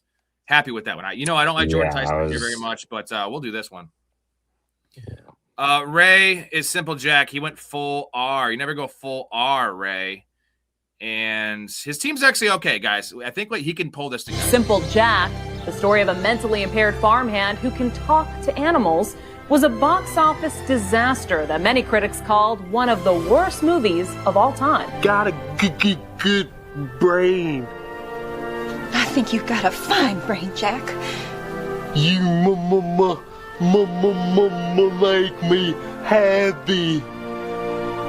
But now the question is, can speed...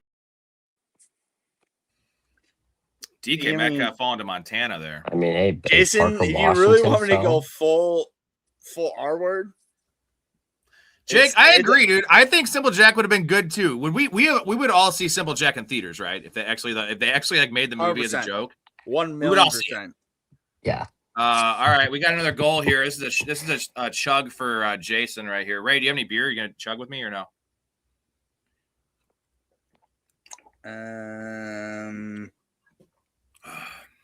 I do. I'm just in the middle of picking. Here you go.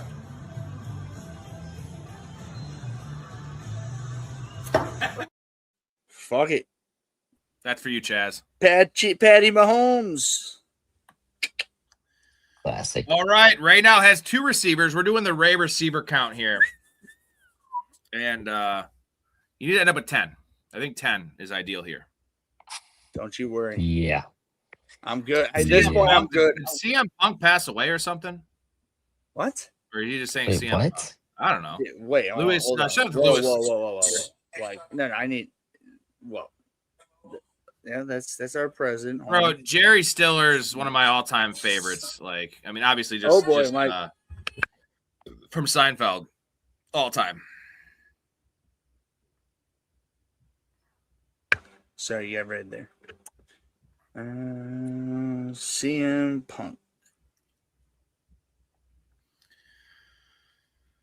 All right. X tells me that.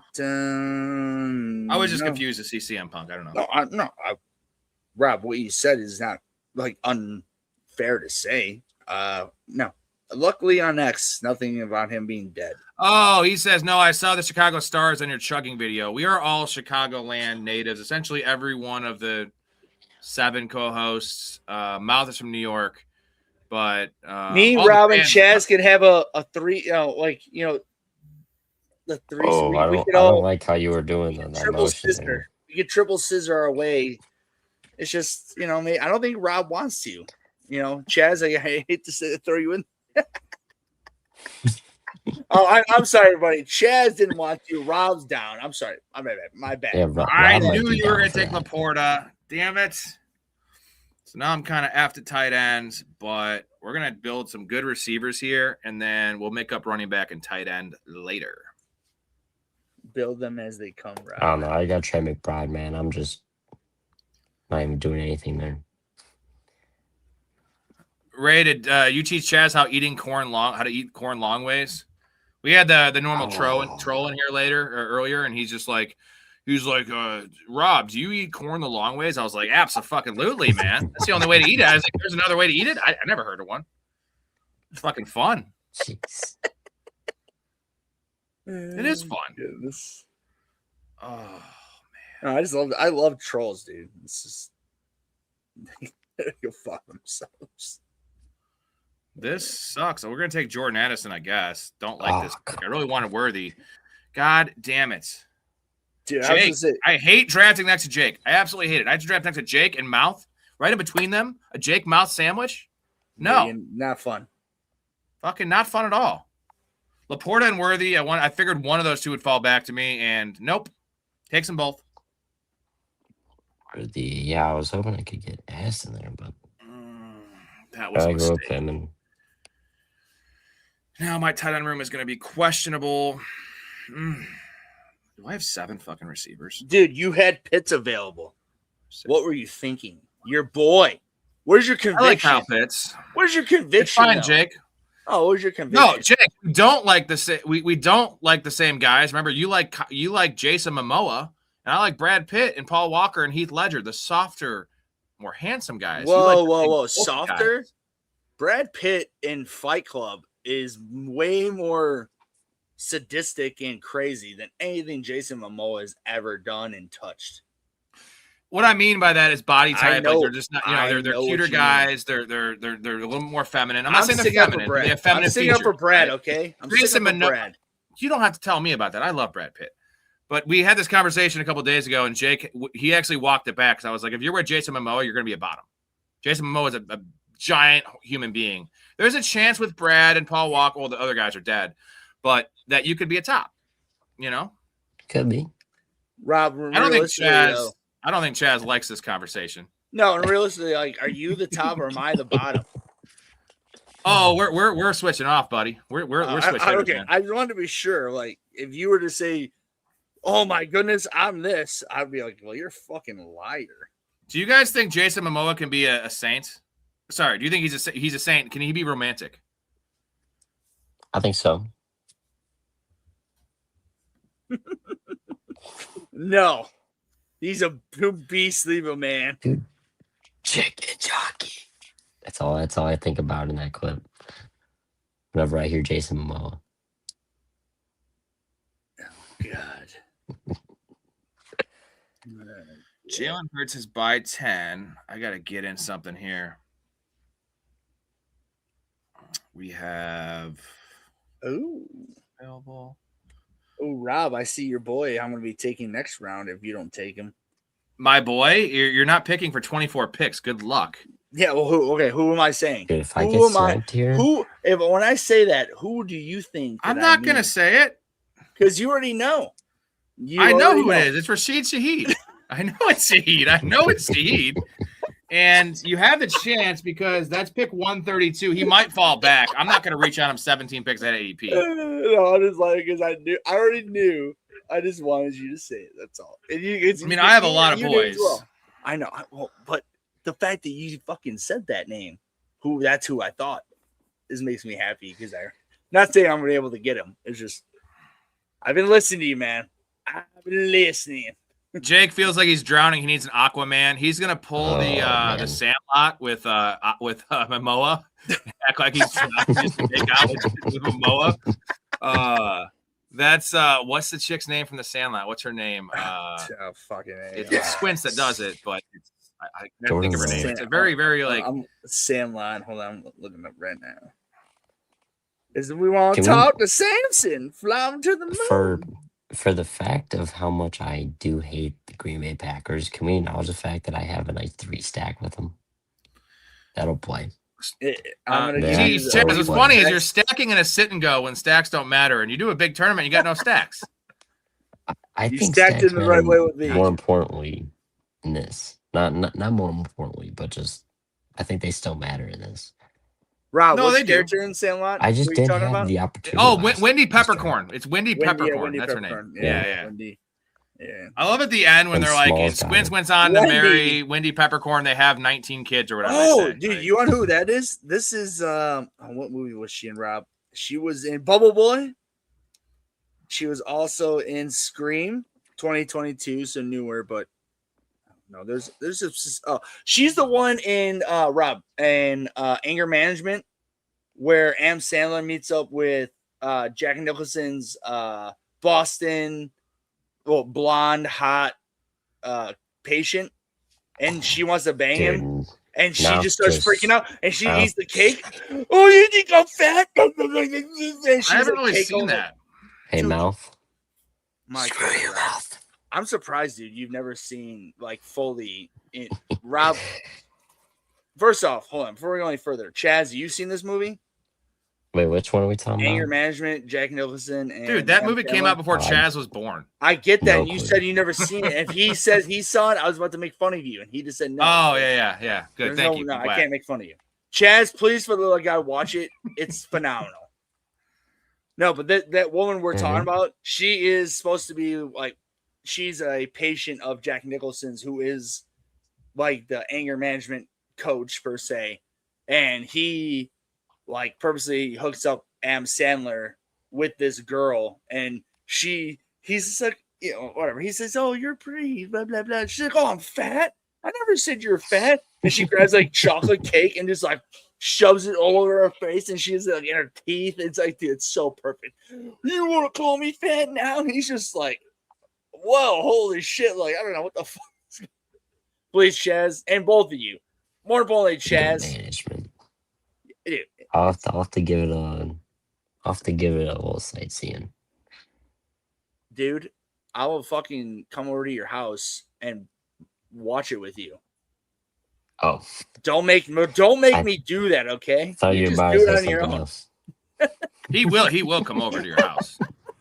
No. Rob, so here's the thing. One of my best buddies, Mitch Nemec, he lives at Randall and Hops, literally a legitimate 5-minute drive from me. And I've been friends with him since middle school, and I give him the benefit of the doubt, and I don't ray him. So I told Chaz, same thing. It's like, not gonna ray you, but don't ray. Ray. Oh, God. All right. No, Rob, just to take him. I endorse that pick. You got Matthew Golden, too. I dig it. Mm-hmm.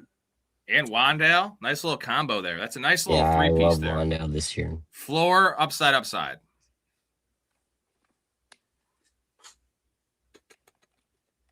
gosh, you know what?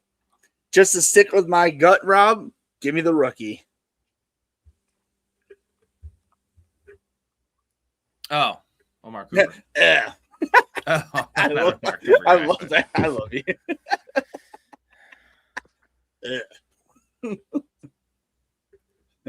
Well, it was Jen Higgins, him, or McMillan. So I never had Juwan Jennings. Higgins fell quite a bit. So we have a lot of flexibility here. This is a pretty stacked draft. We have 9 people, right? 9 to 12. Right. I feel sorry for the 3 people in here, and I'm gonna be super sad, guys. If someone else wins, but a community member in these leagues, we have 9 in. Geico, the D, and Wheezy. We should retire from fantasy, guys. You should retire from fantasy. Me and Chaz are okay. You're the one who does what? You're the one who claims. And when you say you claim, I'm not calling you a liar. I know you do it, but you got 30 plus best balls, 30 to 40, and then you got 30 plus. Oh, I'm 120 deep already, brother. Oh. No, I did 400 last year. I'll do 400 again this year. Okay, well, no, I'm wrong. I stand corrected. More importantly, though, so we out here grinding, bro. We out here grinding. Hey, I know you are. You think I don't know that? I know you are. More importantly, that's even more than saying you had 400 best balls and then 30 plus with your wives. I just know I'm gonna get sniped again. Redrafts. Like way back. You the man. God damn it. You take Pacheco. I don't like that. Do you not like that because you want him, or do you not like that? Yes, of course I like him. I want him. Of course. You don't like it because he sucks, and you don't like it because you want it. Class. Oh, and then he goes Sharps. I'm just so scared. Every time I see Mel pick, I just know it because I do have an eye on a guy who wants to come back. But Lord knows I got some beast to dodge and weave from. Okay, so you're so worried about Sharps, but in reality, we know how Rob feels. What do you personally feel between Price and him? I like Price way better. I'm actually how much better? Like for I'm saying like, are you like me? Because I personally, that's why Rob makes fun of me. I think Price will end up being the solid number 1 over time. You know, probably more than halfway through the season. Or less than halfway through the season. I think it'll be a 50-50. I think it'll be somewhere around there, 55-45. You don't draft a running back in the first round. Sorry. You don't do that to do that. But I mean, it's happened. I mean, we did also just see that with remember Rashad Penny, and also a Seahawks player. Rashad Penny was a first-round pick. Chris Carson kept the job. Rashad Penny, I watched him in college, and I watched Price in college, and there's a guy who's a much better running back, and I'm gonna say the guy who's there was a lot of film on Price in college, all 70 touches. No, he did not. I'm just fucking with you. I think I like Charbonnet in this format, though. I don't like Charbonnet as much because it's sit and go, and like you're gonna lose out on potentially 4 or 5 weeks to start the year. Tournament, I love Charbonnet because if you can buy your time, get to bye weeks, he's back, and then he's gonna, maybe in a 50-50 split. Mm-hmm. Kappa says, what players have you become most bullish on and most bearish on when compared to your first 10 drafts or your recent 10? That's you know what? Up until recently, you can say Detroit players for sure. Up until recently, it was who the hell am I thinking of? Obviously, my boy Rashid Shaheed, but Montgomery maybe. No, I've been drafting David Montgomery. I think Quinshon Judkins is a guy I'm really drafting a lot more now than I was when I started because I was a little worried about the injury. Jonathan Brooks is a guy that I was I was not drafting him early on, and then when they didn't draft anybody, I was smashing Jonathan Brooks. Remember how he was like ADP 135? Now Jonathan Brooks is at pick 100. So I'm just not on board with Jonathan Brooks. So I've gone 3 ways on Jonathan Brooks. I wasn't drafting him, then I drafted every share ever, and then now I'm just I can't really draft him. Can you guys draft him at pick 100 when Chuba Hubbard's going pick 74? It's 2-round gap, 2.5-round gap. That's fair. Yep. I feel like it's just the market's just overcorrecting, and I think everyone's just, dude. If this trend continues, we're going to be looking at redraft season. Chuba Hubbard at pick 80 and pick 90. You know, for the backup, like that's wild. Yeah, no, dude. Like Rob, 100%. You're 1,000,000% right. At this point, like redrafts, just positions of pick positions are going to be crazy. I like Jonathan Brooks a lot, and I'll have some shares, but I think Chuba Hubbard's becoming the value, especially in redraft, because you can make it. We could pick up, you can make trades. You could pick up the running backs. You can draft handcuffs later, and you can get 5 or 6 weeks out of Chuba where we all think he's going to be a 70% snap share player, and he's a pass catcher. So, like an RB2, essentially, what we thought Tony Pollard was going to be last year, the first month and a half of the season in the 7th round, seems lovely. But he'll be an aspiring asset, essentially, even though there's no guarantee. What if Brooks has a setback?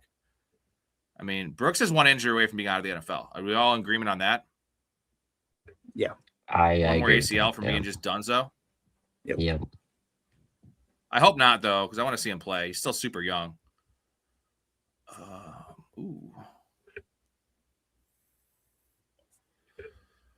I hope this player falls back to me. There's no way he will. No, he won't. He just went, God damn it, I want TJ Hawkinson.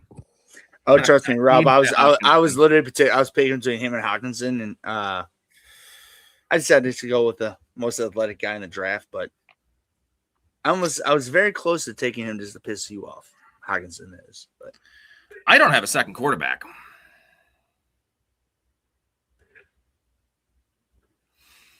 Did I had that same dilemma, Rob, last draft, where like you have that, the tier off, and then you're kind of looking at the board and you're like, oof, what am I doing here? But just kind of make interesting question from Kappa here. Have you looked back at your past year's drafts and seen what you draft best? For example, last year, did you win? Did more of your best balls come from June, July, or August? I don't look at that because I have so many, but I did go back last year and look at all my redrafts, and we won 9 championships last year, and I won my first 3 drafts I won, and then my last 3 drafts I won, and then the middle 30, I only won 3 championships from. So that was kind of eye-opening, where it's like early on I was just taking my guys before I was really like diving into all the ADP stuff in terms of like the Fantrax ADP I was tracking. And then at the end, I think I got really sharp with it. So I have to adjust there, I feel like. Because also it's one of those things where when you have a bunch of shares of a guy, you don't want to have a 50% share on a guy in the 3rd round. So you just take other players. I think that's kind of what happened with me. That was alarming. Holy shit, CJ Stroud is still available? That kid is back on the escalator again? Hey. Okay. Well, I have all the Texans offense. I have Stroud, I have both running backs, and Nico Collins. Don't think I love that personally. Not by design, but CJ Stroud dropped 25 picks after ADP. Well, I was between Stroud and Darnold, so you're welcome. So my quarterbacks are set. I'm not taking another one. So you guys can have them all. Have whatever falls. I got my boys. Need one more. Oh, is that right? You got your boys. I got my dogs. I got my dogs. They be barking. Yeah, well, go ahead and tell Rob that, the rest of the fucking, our league that is like to shit on us. So.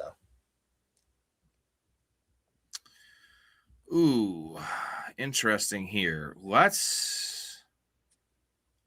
Must be a fly. I have no idea who to Chaz, I'm saying, you know what I'm talking about, right? Like you and I have just been shit on. Hey, I don't mind any of that stuff. I don't mind it either. In Dynasty, you realize you want your boys. Just trying to tell Rob. Kappa is actually the original. Kappa's the original founding member of this channel, so he's most definitely not a flock. Well, yeah, hey, there's a reason it was called Rob Squared. That's our boy right there, Rob Kappa. We love him. We miss him. Debo. I mean, that's why you got the squared up here, boys. Come on. Damn straight. Now you guys are all Rob. Now you guys are all Rob. The Chaz, / Rob. The Big Ray / Rob. Well, no, when it's you and me, it's just Ray squared. Oh, I become a Ray? R squared. Yeah. Oh, I gotta do one more running back. I'm gonna take. I don't know how I feel about this team. Their quarterbacks have fallen, man. We are a sharp room right now. Yeah. Shouldn't have taken a Darnold when I did, but it's all right. It's all right. I'll live with it. But it's a conundrum though, Kappa, because if we keep on taking all the same teams, like obviously when it works, it's awesome. But when it's just scary to go into redraft with, I don't mind taking guys in like the double-digit rounds. Like I want all the shares of the guys I love, you know. Even when like Olave and Pickens are guys, and Javonte Williams is a guy I could not stop clicking last year because there was no cost to me. But like a guy like JSN last year who I loved, you know, I ended up with still like 8 shares, but there was a point where I wasn't reaching on him anymore because I already had so many shares, and I was just I just had some questions about the offense, and we thought he was going to play a lot of X receiver, and he did play some X receiver, but no one thought he was going to be the biggest Swiss Army knife we've ever seen, and no one thought, at least I didn't think he was the best receiver in the world, and like he's the top 3 receiver now. I don't think anyone had that in their bingo card, and he was going in the early 3rd round. Like what a value JSN was, but I don't want to invest so much in a 3rd round pick because if he gets hurt or he doesn't do what we expected, like now you're in a world of trouble. What do you got, Ray? Who had him on his bingo card? Ray did. You had 2 out of 4 shares, right, last year? Yeah. No, more important. Was Reagan like taken back to the classroom there? I looked and I just see him with his hand raised. Just waiting. 100%. Like waiting for that's how I try not to be loud, obnoxious, and talk over Rob. I try not to. I do it all the time. So when I try to control myself, I raise my hand. He calls on me. I'm guilty of raising my hand too. No, but I'm saying I'm blaming myself 100%. Like, yeah. No. Yes, Chaz. That's exactly what it is, okay? I was just chuckling. Oh, you should. Because it's a joke. I have to do that. And what did you do? I cannot Tank Dell on this team. That is way too many. I was saying that would be a bad investment there, Rob. Well, you don't like Tank Dell? I don't know. I think just with his size and the type of injury that he had, plus it'll be rough for him, I think. Kappa loved Josh Palmer last year so much, and I was a Keon Coleman guy, so I mean, we miss on both those guys. Hey, Ray, do you think there's a chance Keon Coleman actually becomes a wide receiver 3 in fantasy this year? Me and Chaz both believe that in a way. Yes. Yeah, I was about to say we took a flyer on him. Yeah, we took a late flyer on him, but I mean, here's the thing: he was a 2nd round pick. Josh Allen. I mean, they added all these, DJ Moore. But Keon Coleman has a specific style of play that all the rest of the receivers don't have. And he is good. It's just when I say that, of course, what I'm about to say, you guys go, well, right, that doesn't equally good. He does have the drops. Like, it hits him right in the fucking hands, and he jumps up, hits him in the hands, and he drops it. And it's like, sounds God. Like yeah. No, really, yeah. Ray, did you get the home or away Luther Burden jersey? I have the answer real quick, Ray. You remember those, those dolls you can buy that have their mouth like this?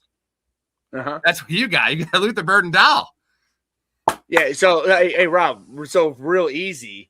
Always Sunny when what's her name from The Office? Kelly says that Max like, hey, you told me I need to fill a dentist-sized hole. She says, no, I said that you have a dentist-sized friend hole, and he's like, yeah, I'm confused. I think it's the same. And nonetheless, Rob, exactly. Dennis has the mouth hole. But free off. Jonathan says, are you guys drunk enough you have to trade Ashton Genty, Puka, and a running back like Williams or Henry for Tate and Ashton? No, because we would not be thinking about that one. And Rob, hey, Chaz, you know what? Please explain to the crowd what we were thinking with our dynasty team. We believe in Ben. I don't know how else to explain that. You saw me explain it live, yelling. Okay.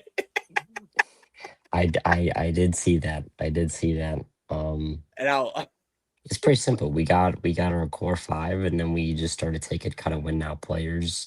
And if those win now players don't work out, we can sell, and we still have our core four guys that are all 22 and younger. So that's just kind of where we're at.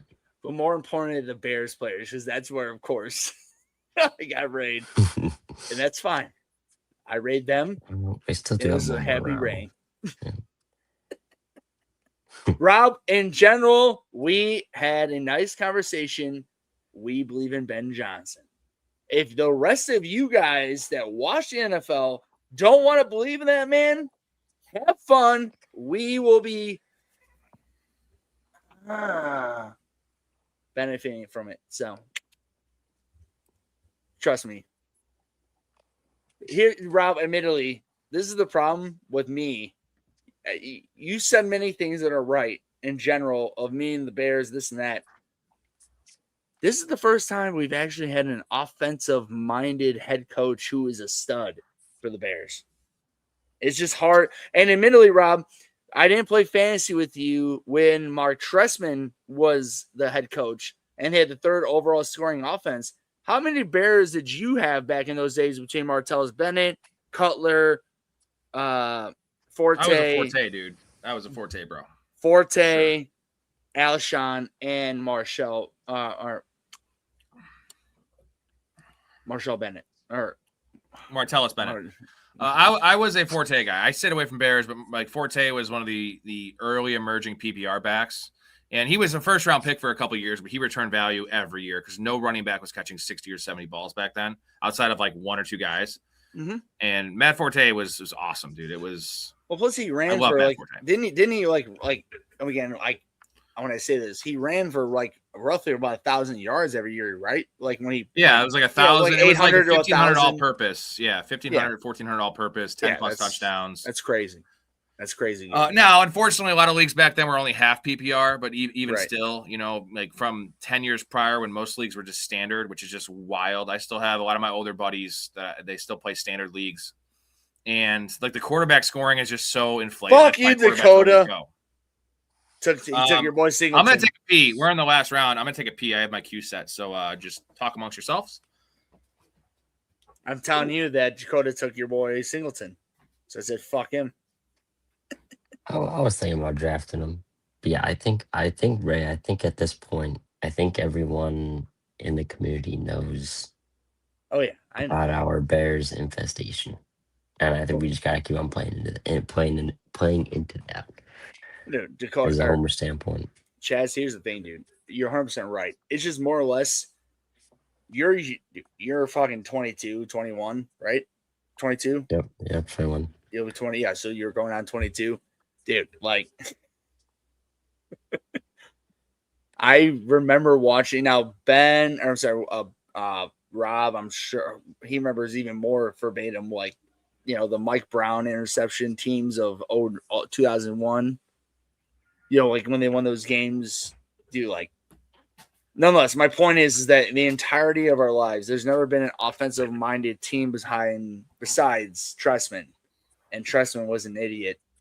And here we are with a current good offensive coordinator. And I personally think, Chaz, that you and I got ahead of the ball because we listened to Chicago sports, talks, talk hosts, TV, etc. Where the rest of people like Rob, Rob's got his hands full. He can't do so. No, I listen to Matt Harmon. I don't listen to local Chicago talk. I used to listen to a lot of 670. I mean, Boers and Bernstein were my shit. Forever. They were amazing. Rip Terry Boers. They were amazing. Yeah. 100%. I'm just not as big of a Chicago fan as you guys are. And I'm just more fucking with you because, like, again, you just said what you said. I listen to everything insider, like people who are watching the team every day and what they say. And that's where I have my convictions of my thoughts with the Bears players compared to other head coaches where, well, we know how the Bears are the Bears. I'll just leave it at that. We're doing another draft, guys. I think we should just hop right into the draft. The draft grades will take a half hour, and then we'll be at over 2.5 hours before that. Are you guys down for one more? Chaz, Ray? I'm sure Ray will be on here all night, but I know Chaz. You got anything in the morning? I think I need to sign off after this one. Pussy. I'll let you two handle this. Whoa, Okay. My co-manager, what are you doing, dude? What are you talking about? You got to work in the morning? Tell me you got to work or a date. I got to work in the morning too. Oh, I do have to work actually. Yeah, what time? So what time you got to be at the golf course? A little bit later, but I still would whoa. That's not the time. A little bit later. Is it 10 o'clock? Is it 10 o'clock? No, it's around 12. Around 12. 12? And you're going, bro, I have to be at my fucking office at 7 a.m. tomorrow. What the fuck? And you're tired? You're going. Ray's a madman. He's of my ilk where we just stay up till 3 in the morning and then go to work at 7. But it's fine. It's fine, Chaz. You did your 2 hours. All I ever ask of Chaz is 2 hours, and it's totally fine. You're good. That works. Chaz, that works for me. You know I love you, bro. I will actually look at. Hey, we need to go golfing. More importantly, the three of us need to go golfing. That's what needs to 100%. 100%. Let's more get importantly, into, that needs to happen. Chaz, you can leave and understand what I'm not gonna let you get away with not necessarily right now, but we'll set it up. We'll talk. All right. Later, Caps. Caps is the goat. Everyone just salute Kappa for us being here. We would never be here on this channel if it wasn't for Kappa. Love you, Caps. We owe him a lot. Yes, sir. Hey, he's the man. All right, see you guys. Chaz, you're the man. We Chaz, appreciate you. And let me see. I'll rate you later, bro. Well, hey, like I said, we'll set something up for us to golf together. All right. Peace, fellas. Later, brother.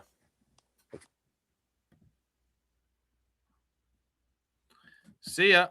Let me try to get Ray's camera in a better spot. So I got to remove Chaz here. This should help. Let me see. The Chaz is going to be removed. Who's down to draft? Oh, fuck. I'm trying to get your camera to a better spot. Hold on a second. Let me do this. There we go. There we go. Do this. Yeah, but there it goes. There we go. I need this so it doesn't cover up the comment section. Yep. Yeah, Jonathan, it sucks, man. Soon enough, I'm sure it'll be fine and it'll be good in Nevada. It's good in like 47 states. So let's get over to the lobby here. Real quick, dude. Lions cornerback Teron Arnold faces kidnapping robbery charges and was arrested. Oh yeah, he's going to jail for like ever, dude. It's an OJ Simpson situation. But it's just like, dude, what are these guys thinking? Any of these people who do this shit? It's like, dude, this happened in February, and now all the guys are flipping on him because they're all going, they're all flipping on him and they're all blaming him. So same thing as OJ, bro. He didn't have a gun, but he might as well be screwed. I don't think Jason's in here anymore. So, all right, Keith, we love you, Keith. Keith, did you get your gear? Is today Wednesday? Oh, today's Wednesday, so you probably didn't get it. I'd never know the day around here. Let's see. So we have it's Wednesday. $3 12 person. Yep. Let's enter it. Well, this says 1 to 12. We'll see how much it gets filled up. The $3 sit and go, guys. It's 2 out of 12 filled right now. If it doesn't fill, we'll just go over and do a poodle or something. We'll give it a couple minutes and we will go from there. 9 more to start. Yeah, now it's 8 more, right? Okay, yeah, I'm in there. Okay, just making sure. Yeah, I'm gonna keep it loaded up. 8 more to start. So yeah, $3 sit and go, guys. Hop on in if you want to draft. If not, hang out with us, ask us questions, whatever. Come on over, come on in, kick up a seat, go and kick up your feet. Oh, I owe a beer chug for we're one behind the beer chugs. Here you guys go. Oh. Well, I mean, I got tall boys here. And just Ray, you don't have to, man. You got to wake up early. I don't want you to lose your job. I got nothing going on in the morning. Unfortunately, they need me more than I need them right now. 6 more start, guys. 6 more start. I'm with you. I can handle the chugging. We'll save those for Saturday night with Ray. Open bar. Unfortunately, the 4th of July night, 4th of July falls on a Saturday, but I don't know if you have any plans. I'm going to be out in Indiana. I will be home at some point around midnight, so maybe I'll hop on. What about the third? The third, yeah. How about I come over? We do a live. I've already told you that it doesn't work with the microphones. Me and Kappa tried it. There's just an echo because we're in the same room. And actually, Kappa moved to the living room, which, as you know, is like right next to this room. And I had to mute. So when we did it, I had to mute my mic every time he talked, or vice versa. I had to mute his mic. Sure, right. It was wild. It was a lot of work. And Kappa ain't me, so that'd be doubled. Okay. Yeah, mute that shit. Be, well, and you're a lot louder too. So you go that's upstairs. That's my point, my friend. Up there. My point. But yeah, I get it. Derek said he drafted the best team ever for a tournament, but it wasn't a tournament. Still could win though. I mean, obviously, if your team goes nuclear, team goes nuclear. I just usually draft the sit and goes with a little bit more balance, and I'm just trying to get the most possible points for the regular season. But, I mean, if your team has all those stacks and those guys go off, like, you will win the league.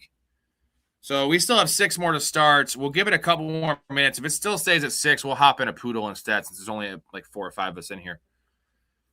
We'll give it a second. Yeah, the Terry Arnold thing. We were talking about that before you got on with fantasy implications. And it's just, Branch is already going to miss part of the start of the year. We don't know when he's coming back, but their secondary is trash. It was already trash with all their healthy guys, or not trash, but like average at best. Right. Just another bad year of Lions secondary play and shootouts galore, which we love with Jahmyr Gibbs and I love Sam Laporta, Jamison Williams. A guy like Isaac Tesla should be probably propped up a little bit. Even Isaiah Pacheco. Love them shootouts, dude. We like that for the Lions and for the Bears. The Bears are gonna those are gonna be great games, dude. Bears, Lions, they always are. But yeah. What about Luther? Oh wait, yeah. Ooh. Luther will have 4 catches for 43 yards. Yeah, tell me his last game. Tell me about his last game in the playoffs. How about that? It was okay. Oh, it was okay. Hit over 100 yards. Yeah, his best game was against the Niners. That game against the Niners. That was no, awesome. I'm asking you the playoff game. Yeah, it was okay. Over 100 yards. How is that okay? Jerry Jeudy once had 240 yards receiving in a game. You remember that game though? It was against the Broncos actually on Monday Night Football. That was Browns? it was Jameis Winston. Yeah, and I remember because he had a bomb down the left-hand side to give him or at least I don't know if it was a touchdown, but I remember that he had a big Jameis threw a big bomb down the left-hand side. Jerry Jeudy. It was a huge game for Broncos. It was 9 catches, 235 yards, and a touchdown. Wild stuff and it was a bad weather game against the Broncos defense. That was awesome. All right, I think we should back out of this. There is only 6. It's going to take forever to fill. So I'm going to leave the draft. I think this would actually exit me out of it, right? Okay, so we're out of this one. Let's just go and all draft. Who's down to draft in here, guys? Let us know before we hop in. Me and Ray are going to do a Poodle, $7 Poodle. Who's down to draft with us? So let us know here in the chat so we can all join together. Is the Poodle an entire season? Yeah, it's under the tournaments. So it's the $7, $350K in prizes. Mouth is in. Who else is in a draft with us? Montana is in. Dakota said Luther was ass in the playoffs. So are we fact checking this? What was his playoff? He had two games in the playoffs. Read us his stat line, Dakota. His stat line. Dakota, are you drafting with us here? Montana's down, Mouth's down, Dakota's down, me and Red. It's 5 people. God so it says 11 more to join, so I'm not in the one you're in. The Poodle? Yeah. I'm not in it yet. Okay, we're good. 11 more. So stay in that one. Oh, I just left it. Perfect. Thank you. Oh no, 10 more. Okay. I didn't leave. We're good. Okay. Poodle it up. 9 more. Yep, that's me. All his career playoff yards came on 1 catch. So what was his actual stats? Can we go to his game by game playoff stuff? Because I want to see that. I will tell you in half a second. Where's the stats? Pro football stats. There we go. Not Ray's by his stats. Playoffs. Playoffs? We talking about playoffs? Playoffs. I'm trying to win a game, Okay. by the way. No, here's admittedly, I'm wrong. The 100+ game was the regular season game for the Packers. Okay. And playoff, he had 2 games started, or 2 games, 1 game started, 14 targets, 6 receptions, 66 yards, no touchdowns. So admittedly, it's not that's Hey, my 4 for 43 line sounds pretty goddamn good. toggle per stats. There we go. Good. Tell me everything. Okay, they were both here. They were both inside me. Eduardo was in my mouth and Luther was in my butt. Oh my God, no, don't tell me everything. What? No, what? Damn it, Bonnie. Eduardo who? Sanchez. Holy shit, tell us more. Then Luther went in Eduardo's butt for a while. Tell us less. Tell us less. Then they both completed on each other. I was left out of the finale. That just never gets old. Tell us less. Tell us less. Bonnie, is it Bonnie or is it Charlie's mom? Bonnie's Charlie's mom. Is it Bonnie Mrs. is Mack Charlie's or Bonnie mom. died? Which one died? Bonnie died, right? Yes. Yeah, I believe Mac's mom is still alive. Yeah, because her last episode was the Frank on The Bachelor, and she was like trying to he wanted to be with her, and that was she was really rough then. Not as bad as Richard Lewis in the last season of Curb, because that was death's door, dude. And I'm not a big Richard Lewis fan of his comedian stuff, but stand up, awesome in the show though. Just all the times that Larry just screws over his relationships, and he's always like, "That was the one, I was in love." He says it 10 times. All right, we are getting full on this one, boys. We are 9 out of 12 filled. 3 more to start, guys. We're doing the Poodle. If you're just hopping in, you want to draft with us, hop in the $7 Poodle on Underdog. And we will do draft grades in this one because there won't be as many people. 9 people is tough to do draft grades with 3 people on the show. Chaz had to wake up at noon, so okay, no, work at noon. I wish. Them Gen Zers are a little different than us, man, Because when we did the show, the first couple of years, right, it was me and Cap. I used to have to go to his house. We recorded there, right? And I would, I would work at 6 o'clock in the morning. I would golf after work, and then I'd go to Kappa's right after golf. So I get there at 9. We'd record till midnight, and I had to be up the next day at 5 a.m. And I do it all over again. So, by the way, I've confirmed this with Gigal. Week 17. Luther Burden, 138 yards receiving against San Francisco. That was the game I was talking about. That was 9 catches, right? Yes. You were right. All right. Hey, I'll stand corrected, but I will not stand corrected what I said about his gameplay the way it reminds me. Not I wish I had the fucking Nickelback clip, but that would get copyrighted for that. But you know what I mean? Just anytime Luther Burden gets brought up, I'm just gonna play "This is how you remind me of who Luther Burden really is." No, wait, hey, hold on. I'll tell you, if you want, you can go back and record this right now.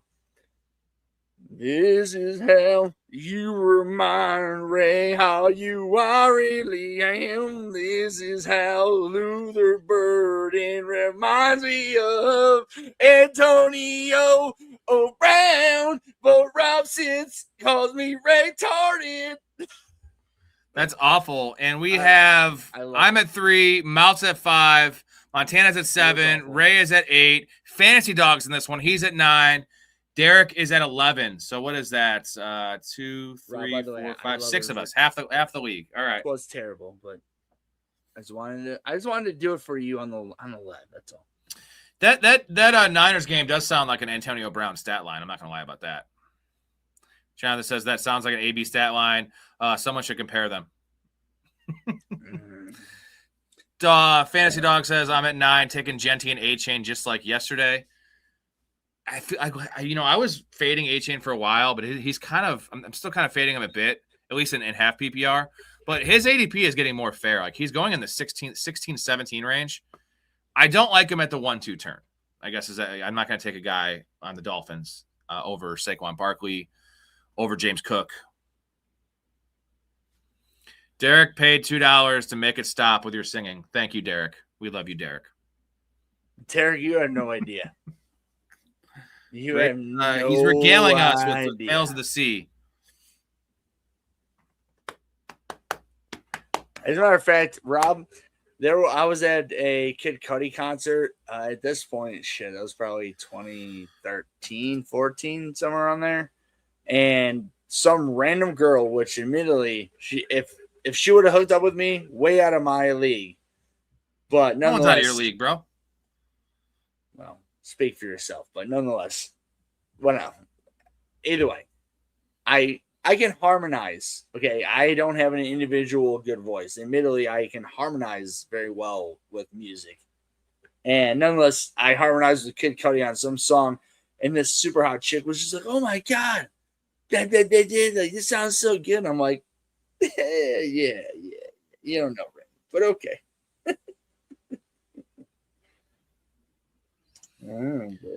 I like the Cook Saquon starts. Fantasy Dog, are you going to play in our community best ball league? Because we'd love to have you in there. We have 2 or 3 spots left. I think one guy's on the fence, but it'll fill. We're probably going to do a couple of them. Ray, you're going to be in it, right? $50 on Sleeper? I want to be in every redraft league that we're in, yes. Well, hopefully XFL works itself out. That's our league we do. It's called XFL Files. Not looking we'll so see. good. I think we're fine. Well, Matt already told me, long story short, Matt's like, I'm not doing this because, for what he was saying. And then I said, you're going to let him do this and that? And he's like, all right, Ray, if August rolls around, you need a guy, I'll join. I'm like, yeah. Exactly. AK, he'll join. I hope so. I don't like having no running backs after 2 picks. Man, that's as much as we like to have a top 3 pick, top 4 pick in these drafts. The running back options are terrible. I mean, you have to reach on Jeremiah Love, which I don't love, or you have to take Breece Hall in the 3rd round. Like, no, I don't want any of those guys. So you end up having to go receiver, which I like in a redraft, and I like in a full PPR, but this is not a full PPR. So we'll see what Freddie does. I will take Jeremiah Love if he falls. Other than that, I'm going to have to go fucking receiver, and I don't get Jeremiah Love. No. You're not allowed to take that, man. Okay? I am. No, you're not. You hate rookies. Not allowed. Okay? I don't hate all rookies. Okay? Oh, but studs like Bijan, Jeremiah Love. Yeah, okay. Well, Bijan had a disappointing rookie year. You shut your mouth. Had a disappointing rookie year too. You shut your mouth. I know he did. Well, Jahmyr Gibbs had a really disappointing first 5 weeks, and then he ended up being good, but he was drafted really high. McCaffrey had a pretty rough rookie year. Derrick Henry wasn't even on the field his rookie year for some reason because they played Deion Lewis ahead of him, which is hilarious. I just always go back to that picture of Derrick Henry and Deion Lewis next to each other on the field, and it's like looking at Yao Ming and Kyler Murray next to each other. It's like they played that little dude that they didn't pay him, but they played him over Derrick Henry on early downs. What are they doing there in Tennessee? There goes Neighbors. Pretty nice value there for Ray. So we need wide receivers to go off the board here. I mean, if you look at my team, I needed a receiver, and as much as I love Josh Allen, who brought me a championship in your league, my man Josh. My man Josh. So I could queue up him. Any of those guys. 44. Oh, God. I'm getting a good player coming up here. You just pick what. Oh, yeah. Was that you? Derek just stacking these running backs, brother. That was Derek. Yeah, dude. That was Jeff Fisher, Mr. 500. They call him Mr. 8 and 8.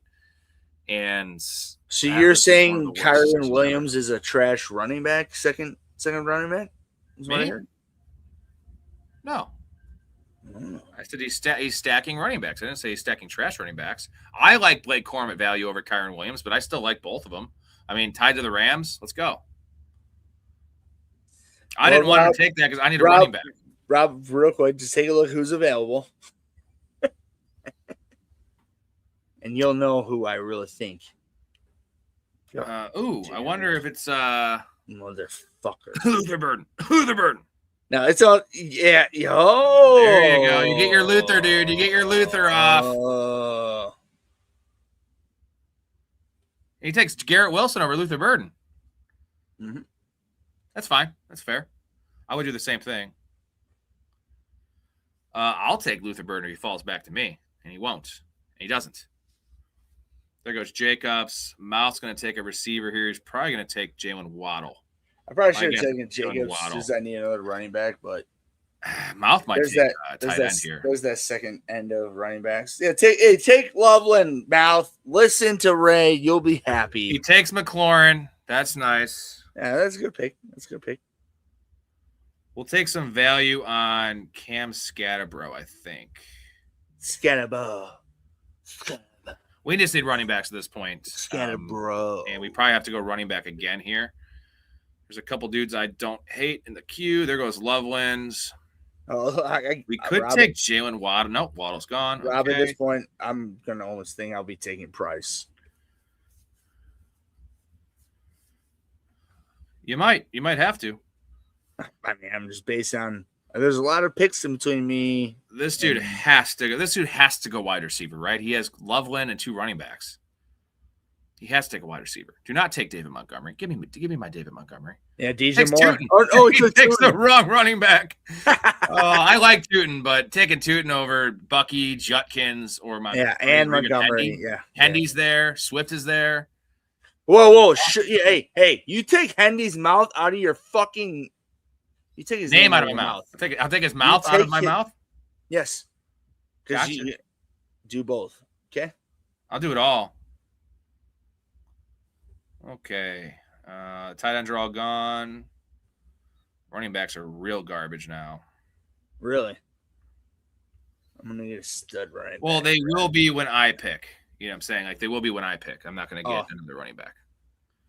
You're gonna get your choice of, Swift, Bucky, you're gonna go Swift. No, I'm gonna go Bucky because I had him. I've had him multiple times. Look at you. You're taking off your Bears jersey for a second and actually, making some really smart picks. Not saying Swift would have been a bad pick, but Garrett Wilson over Luther makes sense. Bucky over Swift makes sense. Told you. I endorse this. And Quinshon Judkins has fallen, guys. Damn, that's a really good value to get Judkins that far. No, I would have taken him if he was available, but I'm saying the next pick. But I like Bucky, man. Bucky, I don't know, man. I've had him multiple years. This is the third year, right? Am I wrong? Is this third season? Third year, yep. Yeah. So I had him his rookie season, killed it. He did pretty well for being injured, but was obviously injured and fucked it up last year. But I don't know. I believe in him. Could be wrong. Derek with an unstacked Joe Burrow, just making that announcement. I don't have any care about this at all. No, I don't have Jamar Chase or anything, but it's a fine pick. Not happy about it. Not happy about it. Well, Ray's getting Romer or Brian Thomas. So, you can't pass on a third Bears player. There's just no way you can do it. God, Brian Thomas, dude. No, you're right. I'm just have to do it. Just is my third receiver. Fuck it. Now I know Mal's going to go Jaden Daniels here. Nope, he went Brian Thomas. No, he was waiting for. That's Montana. Mal's going to get okay. Jaden Daniels for sure. Nice pull there for Mouth, and he's going to be the quickest pick ever. Watch how quick this is.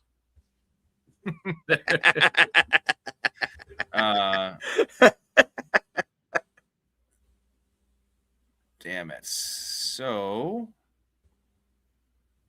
we're in a pretty tough spot here. I'm going to take Jordan Tyson again. Oh, dude. Value. Oh, Ray. You set yourself up nicely. All right. I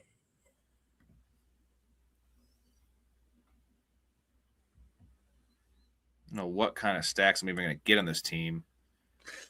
There goes Caleb. No. This guy needs a running back. We could take. There goes Hurts.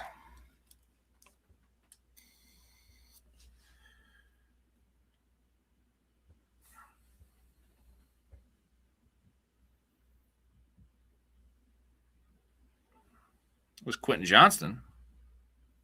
Oh. I think we're just going to take Drake May if he's there. It's unstacked. No, I want Drake May. Don't you take him. He's not going to last all the way to you, Ray. You're 5 picks away from me. He's going for sure. AJ Brown picks maybe next to me. four. The guy next to me is going to get him. Okay, well, maybe if you didn't pick And him, he takes him. He takes him off the board. away.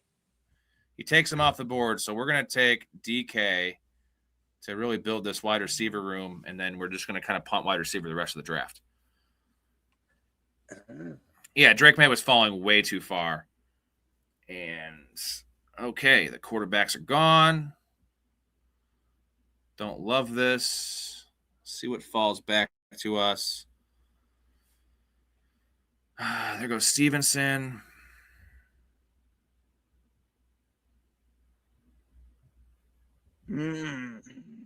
All right, Rob. What do you got, buddy? Yeah,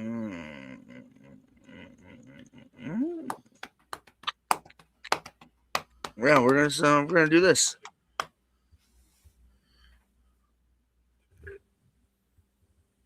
Dak is gone. And there are still. Your boy's there. You gotta take him? Because if you don't, I will. Who's my boy? I'm not. I'm up in fucking 15 picks. Oh, good, because I'll take him next then. Who's my boy? Don't you worry about it. Well, I have a lot of boys. There's one in particular that you were wanting to blow if you met him in person in a closed, in a shut door room. His name is Kraft. His name is Robert Paulson. Tucker Kraft's off the board. I know. He just got picked. Yeah, I'm not as big on Tucker Kraft this year. But next year, I already know you're gonna be like, oh my god, get this guy at, because I'm gonna do the same thing.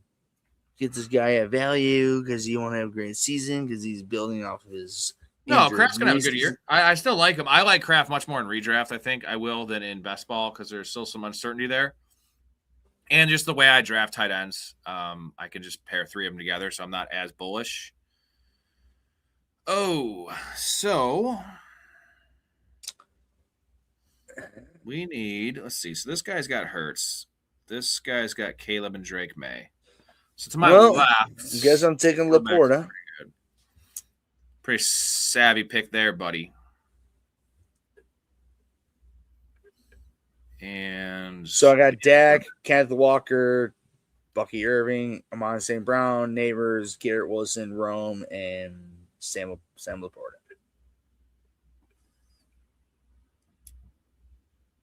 There goes Trevor Lawrence. Pretty nice fall there for Trevor Lawrence.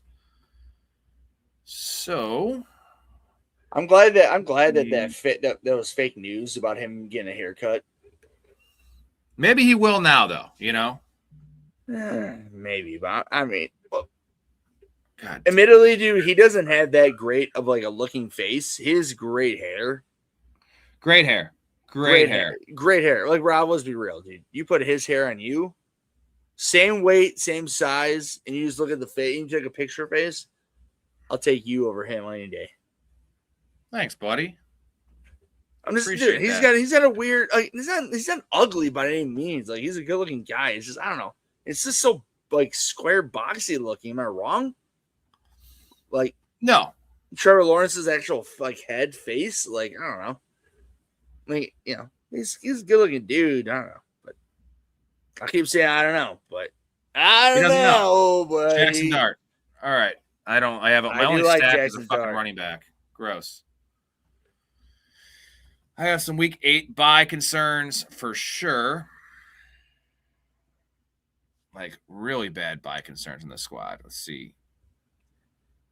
Yep. Ray. Can't really take any more week 8 buys. Nicely. Ooh. Can't take Shuck.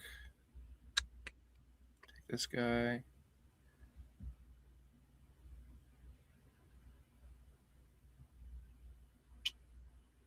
All right. I am not really loving this team. Damn. Sometimes it's what you gives you, and not a lot I can do. Chase, Nico, Rice, Tyson, Metcalf. That's really nice. But nothing to stack. Mahomes got sniped. Joe Burrow got sniped. Can't take CJ Stroud now. Damn it. Take this guy. Let's see. Ooh, it's a good option. Got some options.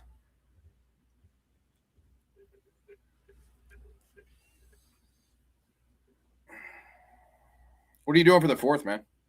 Anything? I don't know, but you know what? I'm very fucking excited because I have the Friday and Saturday off. So and Sunday off. So that's always Sunday. So I legit got a 3-day full weekend.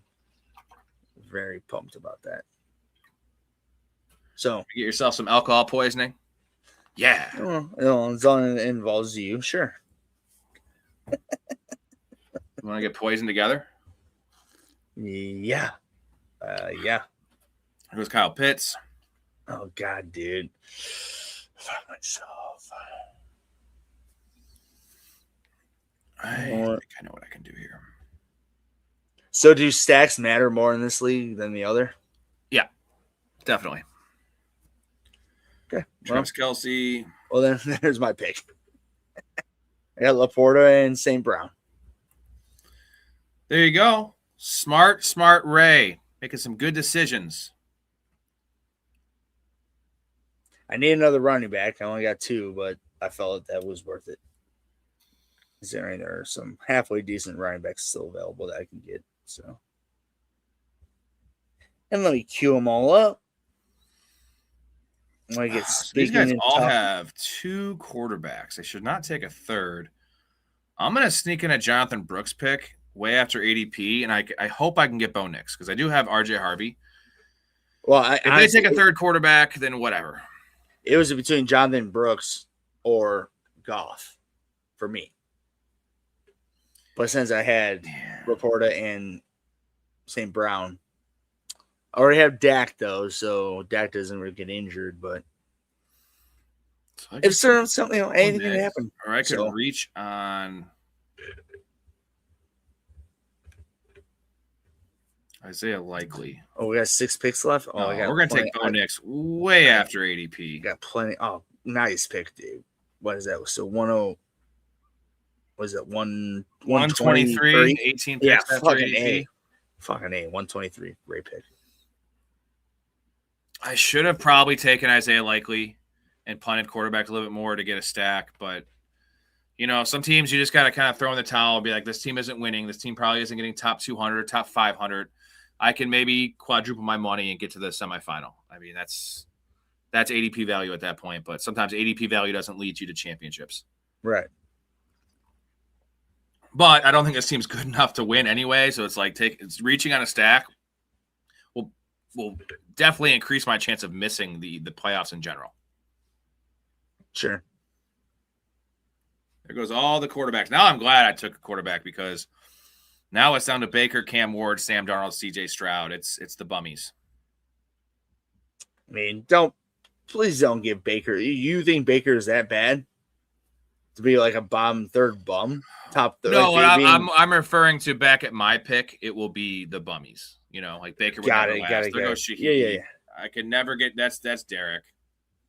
Yeah. Why can't I ever have nice things? I could never get Shaheed anymore. Well, you were never enough getting him. drafts on my own, but you were never getting him. him. I could have. Now with me, Shaheed's not. Yeah, I know you're taking him now. Shaheed's ADP is 139. It would have been a little after ADP. What's your name on here? Fantasy God, Fantasy Dog. I'm Crumper Nickel. I love that Crumper Nickel. Crumper Nickel. That's a fucking great name. 3rd pick. Yeah, so. God damn it. I was going to say Mason if he was there. It's all right. It's all right. It's all right. It's all right. Got Travis Hunter, Omar Cooper. You like Omar Cooper. You love Omar Cooper. He's a rookie, Ray. You know I love my rookies. Don't know what I'm getting. Omar Cooper gets sniped from the big Ray. Is that mouth? No, mouth is to the left of you. It's all right. I'll take a risk. I don't hate it. I think we're all undervaluing Travis Hunter in best ball. And that, no, redraft, I'm not touching him. I'm not touching him at all. No Right. way, no how. I'm just saying, like, because I had him last year, so like I've always loved the talent, so I pay attention to what people say about him. When I say people, not national people, you know. Isaiah likely fell back to me. Sometimes things happen for a reason, dude. I was pissed I didn't take him with Bo Nix, and I ended up getting him way after ADP. Okay. Sorry to interrupt you. Had to celebrate that a little bit because that's huge. That is a good pick.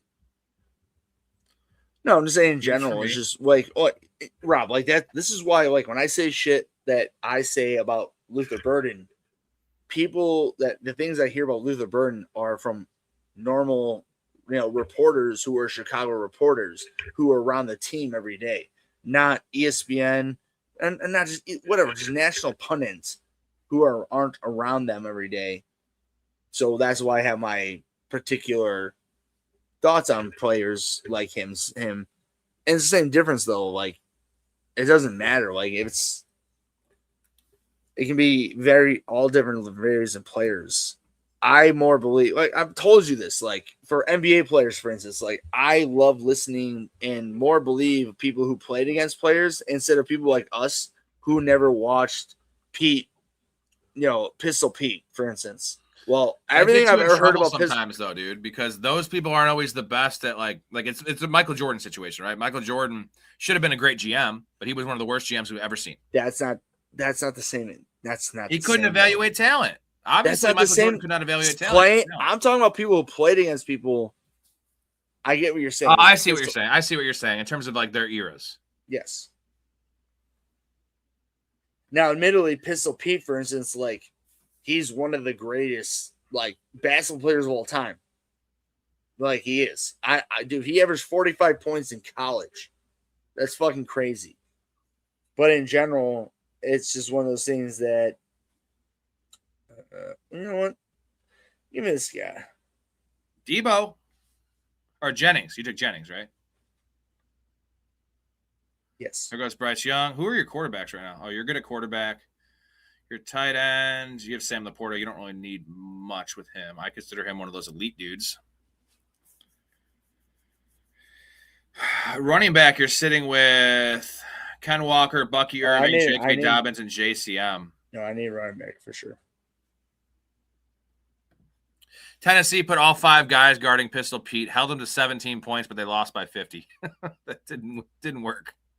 Clearly didn't work, but I appreciate the effort by Tennessee in that case. But why don't you just put 3 guys on them and then you lose by 30? I think the point is they were probably going to lose by 50 either way. Is that accurate? Yes. But in general, Rob, to be honest, it's just, for instance, like when I told you, like, I really think that in general, I think that Larry Bird is probably a top 5 player of all time. And the only reason I truly think that is because, like, when I listen to players who played with him and against him, it's the same shit. What, Rob, let's be for an easy way for us, for Chicago Bulls fans. You and I were to talk to a person who is 18 years old right now about Derrick Rose, and we were to say, my God, he's one of the greatest, most violently amazing basketball players we would say ever to watch. And they'd be like, they see his highlights and they're like, well, they look at his stats. Oh, he only played at a high clip, 3 years. Right. Okay. Well, how about you listen to who played against him? Because I've heard plenty of interviews about Derrick Rose, for instance, dudes took days off, like faked their injuries, faked being injured, whatever, being tired, whatever, to not go against him because he was so good. Dude, Cam Ward just fell to pick 166, the ADP of 138. That is wild stuff. I didn't even want a third quarterback, but I felt like I didn't have the best. That's good though. And that's a good pick. Now the question is, how is everyone looking at tight end here? Let me take a little gander. 1, 2, 2, 3, 1, 2. Nope, there's no way. I got to make my choice here. And as much as I want to take Hawkinson's there, okay? I know, but I can't do it because I have to give this team a chance now. I'm taking Gunnar Helm. I got to pair somebody up with Cam Ward. And as much as I want to take Hawkinson, I can't. So someone else is going to get a great deal on Hawkinson.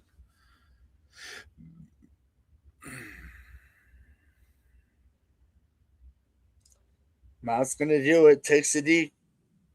Kenny and Sadiq, Mouth, do it. We know you want him. If you don't, I'll take him. Nope. Oh. You fucking raid Ray. God damn you. There goes Rodgers. How many quarterbacks is this? Oh, it's only 3. Okay. I thought he had 4. No, he took my boy. But you know what? I'll take a chance. Which team you're talking about, McAuliffe? You're talking about my team? I don't know about that. Penny Hardaway and Grant Hill. Grant Hill was awesome, dude. Grant Hill was one of the first true wings that could do it all. Just because the era he played into, it wasn't really required back. Grant Hill was the anointed next MJ prior to his injuries, and if you, I think he was much more of a better offensive. He was a Scottie Pippen with better offense. Is the way I would describe Grant Hill. Correct, and that's 100%. That's a very that's huge. I mean, yes, no, but that's a very good thing. Like a good scout report on him for sure. And the fact is, though, dude, Rob, how crazy is it that his prime self blew his knee out? He never got back to his prime self. He played 22 seasons, dude. I don't know, it was 22 seasons. I think he played 16. Okay, 22 seasons is like LeBron James. Vince Carter's the only one. No, Vince Carter. It was Vince Carter. Grant Hill.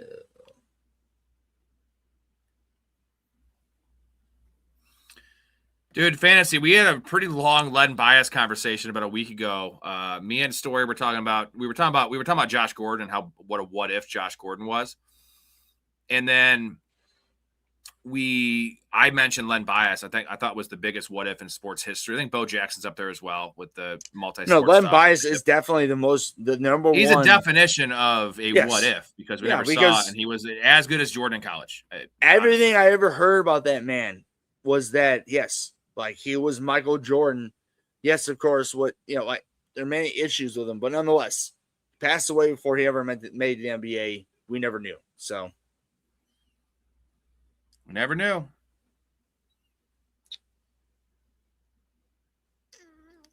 So Grant Hill played from 94 to 2022 or 2012. 2013. No, he took Hawkinson right before me. I almost got him. No.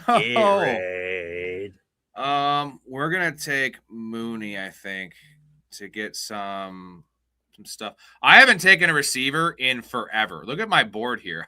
1, 2, 3, 4, 5, 6, 7, 8 rounds without a receiver is wild. Henry Ruggs, because of what he did off the field, good call, McCall. Greg Oden was awesome in college. I just don't know how skilled he was. And if you saw that guy run, it was a chore. It makes Joel Embiid look like fucking Usain Bolt. What do I need here? Could use one more. Can't be that. I need one more tight end. Oh, I know who it's going to be. So Grant Hill played for 19 seasons. That's honestly super impressive. That is very impressive with the injuries as well. Well, the major injuries, man. We know he had injuries and whatnot, but.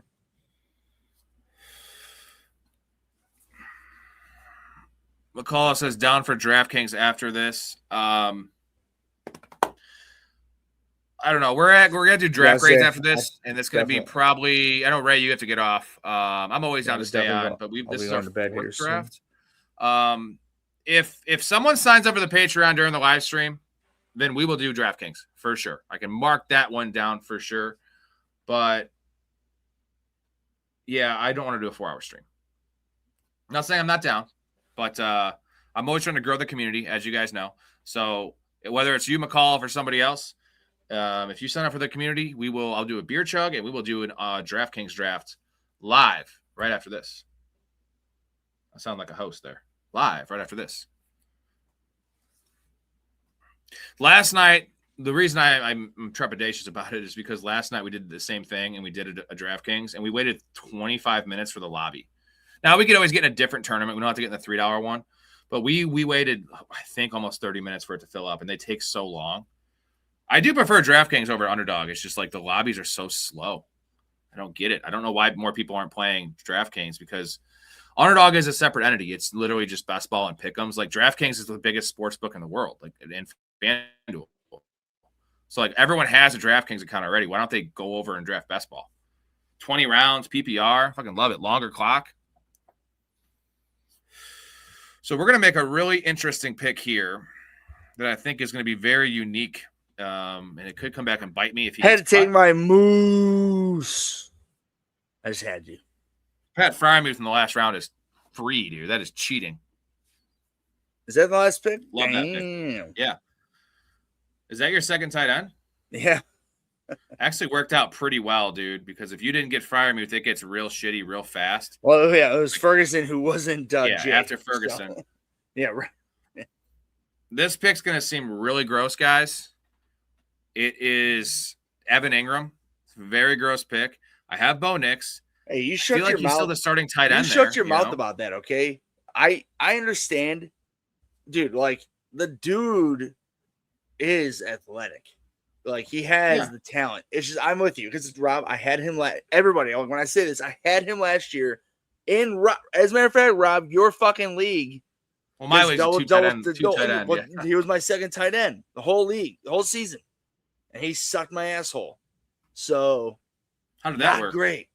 Not great. But I still. All right, you guys ready for draft grades? Let's do it. You ready for this, Ray? We're gonna grade some teams here. Looks good to me. Excuse me. I'm sorry. Hey, I got an Sorry. A. Pardon me. Can I just check this out? D+. Oh my God. I passed. I passed. Oh man, I got a D+. I'm gonna graduate. I wish we'd known each other. This is a little awkward. D+. So real quick, dude, just looking over this, there's a couple teams that are 2,900 and 2,800, like 3 of them, and the rest of them are 2,700 and change, and then there's one that's 26 or 2, 2,600. What are you talking about? 2,600 projected points for the league. Oh, yeah, I don't look at that. I know. I'm just telling you. Yeah. Okay. I think I made this work actually pretty well. I hated this draft halfway through, so let's go through it. I got some pretty crazy value. Who's the first one? Jackson Dart. It's my team. We're just going in order of draft slot. Jackson Dart, Bo Nix, and Cam Ward. Cam Ward, fucking 30 picks after ADP. Bo Nix, almost 20 picks after ADP. Not a bad quarterback room.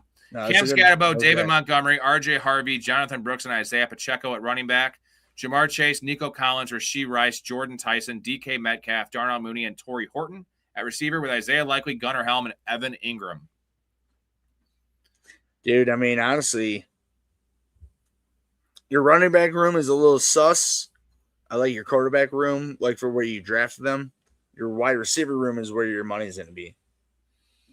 DK is realistically nice. I mean, your tight room's not trash. It's just it has, things to be had. But I mean, let's be realistic. Chase, Collins, and Rice have potential to be top 10 receivers. So if you get that out of those 3, and then everyone else just fills everything in between, What do you got for a grade, Ray? I would give it a solid. I'd give it a solid B minus. It's right in there. Mouth has B. Derek has B to B plus. I think it's pretty fair. I think my build is. I mean, 3 tight ends and 3 quarterbacks is not great. I just didn't see the need to take any more wide receivers, and I actually don't mind. I agree. I'm not a Harvey guy, but I think Jonathan Brooks fell a lot, and he's my 4. And I like Isaiah Pacheco. It's a decent running back room. It's not the best team in the world, but no, again, dude. Hey, I'm telling you, if you have your top 3 receivers be top 3 or top 3 in the top 10, which they can be, and everyone else fills everything in, dude, that can be an A. All right, Mouse team. This is a weird one. So he's all in on the Niners. So he has Jaden Daniels and Brock Purdy. He has Christian McCaffrey, Breece Hall, Travion Henderson. Nice threesome there. Chris Rodriguez, Kalen Black, and Jordan James. So he has all of the backfield of San Fran. Drake London, John Warren, Alec Pierce, Jaden Reed, Trey Tucker, Deshaun Stribling, Tank Dell, and Luke McCaffrey with George Kittle and Chika Conquo. This is a baller team, man. This is a weird team. Jaden Reed is your 4, but I like Trey Tucker as a 5. Stribling is a stack. Tank Dell is an X factor, and I think Luke McCaffrey. It's risky, I guess, but it's not because no one's going to own him. So it's all found money where you have him there. I don't love taking all 3. I got it on the screen. I don't love taking all 3 Niners. I think you should have taken one of the other. Like you double hedge there with Kalen Black and Jordan James. And we know that McCaffrey is going to get most of the work. There's room for one of these guys to have a role at, maybe a red zone role or a pass catching role with Jordan James. But I get what you're kind of saving it. So if McCaffrey gets hurt, you're going to have the guy. I think it's too much capital, too many players invested in one team at running back. I would give this an A if it wasn't for that. I just feel like that's going to hurt the ultimate upside of this team. I want some other shots. I want a Ray Davis. I want a Braylon Allen, right? Where that you could have that go boom as well as Christian McCaffrey go boom. Or if McCaffrey gets hurt and you make the proper guess, which is Jordan James as the handcuff, for instance, then you still have the Niners backfield and you have Braylon Allen. So I'm going to go B to B plus, even though I love this team just because of that. I think that's just 3 running backs in the same team. We're going for ultimate upside. That's just it helps your floor, I guess. But too much stuff there on the Niners at running back. I would say too much on the Niners as a team. I mean, that's a fine team to do it on just because they are. Okay, Kittle is old and he's very injury prone. Come on, major injury. There's no guarantee. And Chika Conquo, he hasn't done much in my eyes to be a consistent, guaranteed asset. So tight end room in my eyes is a question mark. I understand the names aren't, but I'm being realistic. And what happened last year, it's a question mark to me. Receiver room, the top 3 are, really good. Jaden Reed, and I don't know, Jaden Reed and below. I not say they're bad. It's just like there's just not a base of consistency from those bottom 4. They have shown out in ways. So I'm not saying it's bad by any means. They're good depth. So the receiver room's not bad. The running back room, the top 4, I think are really good. I'm with you. Like, he could have probably just done with one of James or Black to be a backup to CMC, whoever he thought would have been the better one. I mean, obviously, he's not. Yeah, that's it for me. I just don't see the upside because you have so many other good players, and it's like, we don't even know how good they'd be. That's why I'm going to ding it. Other than that, if he had just taken either Black or James and taken another receiver, or another run, I prefer another receiver. That's an A. This is an A. I would give it about a B plus. B plus. Like a B, but like more like so. B is 85, or I'm saying 85, and B plus is 89. I'd give it about an 87%, right in the middle there. All right, Montana squad. Jordan Love, Tyler Shuck, Aaron Rodgers at quarterback. He waited, and that's a pretty solid room. Jonathan Taylor, Chase Brown, Jalen Warren, Kyle Monangai, and Marshawn Lloyd. With Chris Olave, Luther Burden, your boy. So Chris Olave, Antonio Brown, Christian Watson, Brian Thomas, Michael Pittman, Calvin Ridley, and Troy Franklin. Jake Ferguson, Aronde Gaston, and Jawan Johnson. Really good tight end room there for having 3. I like Brian Thomas as a 4. I like Pittman as a 5. Ridley, you got some safe veterans. Don't like Troy Franklin personally, and you don't have Bo Nix. Don't like that pick, and I don't like the Marshawn Lloyd pick. I think they're bringing someone else in, but I'm nitpicking some late guys there. So that being said, I think this is in the same realm. I think this is a solid B. I think it's not the sexiest team in the world. Let's look at the stacks real quick. So Love, Shuck, and Rogers. So we have Jalen Warren stacked. We have Chris Olave stacked. We have Christian Watson stacked. We have Pittman stacked. Okay, and Juwan Johnson. So B to B plus. This is right in Mouse. Like, this is a way safer team than Mouse. Mouse has more upside. And my only nitpicks were just the two players I don't like. I have no issue with the build. Very good build. So I guess when I say this, of course, I hate to say this because I'm automatically called a hater, but I'm not a hater because I have the stats to back it up. Christian Watson, dude, that dude hasn't played a full season once. He got over $100 million contract. I think the only reason he picked him as his wide receiver 3 was because he had Love. Which, again, I understand with the stacks does make sense. I'm not saying that's stupid. It's not. But the dude hasn't played a full season once in his career. Rob, availability is the best availability. And you and I, as many things we can argue and bitch about to each other, you and I have that agreement. That's just, I don't know. Dude, having Brian Thomas as his 4th over Christian Watson, I personally think is absurd. He could have had a better pick and not pick Christian Watson. He did that because getting rid of Wicks and Dubs, he's assuming, which is not a bad assumption, that Watson is going Watson will be able to pick it up. The dude just is not. He's super injury prone, and he hasn't shown it. Yeah, he has been. And now, I don't hate it. Now he's a full-time guy. He isn't. He's been a part-time guy. He's injured every year. Now he's a full-time guy, and you're going to assume he's going to be fucking healthy? I'm sorry. That's ignorant. I'm sorry. Have fun with that. I ain't picking him at that high. 55th overall, 55. That's too much. That's ignorant. You're ignorant. Kid in me likes the frosted side, but the grown-up in me likes the kid in me. Wow! It looks like Michael Jackson's coming right at me. Dude, that's so no, I don't, Fancy Dog. That would just make this way too in-depth for small best ball tournaments. If we did a best ball mania, I probably would. And then this is the all-time quote, right? I caught it as well. Derek says, availability is the best availability, quote, unquote, Big Ray meat sweats. That's going to be on your fucking tombstone, bro.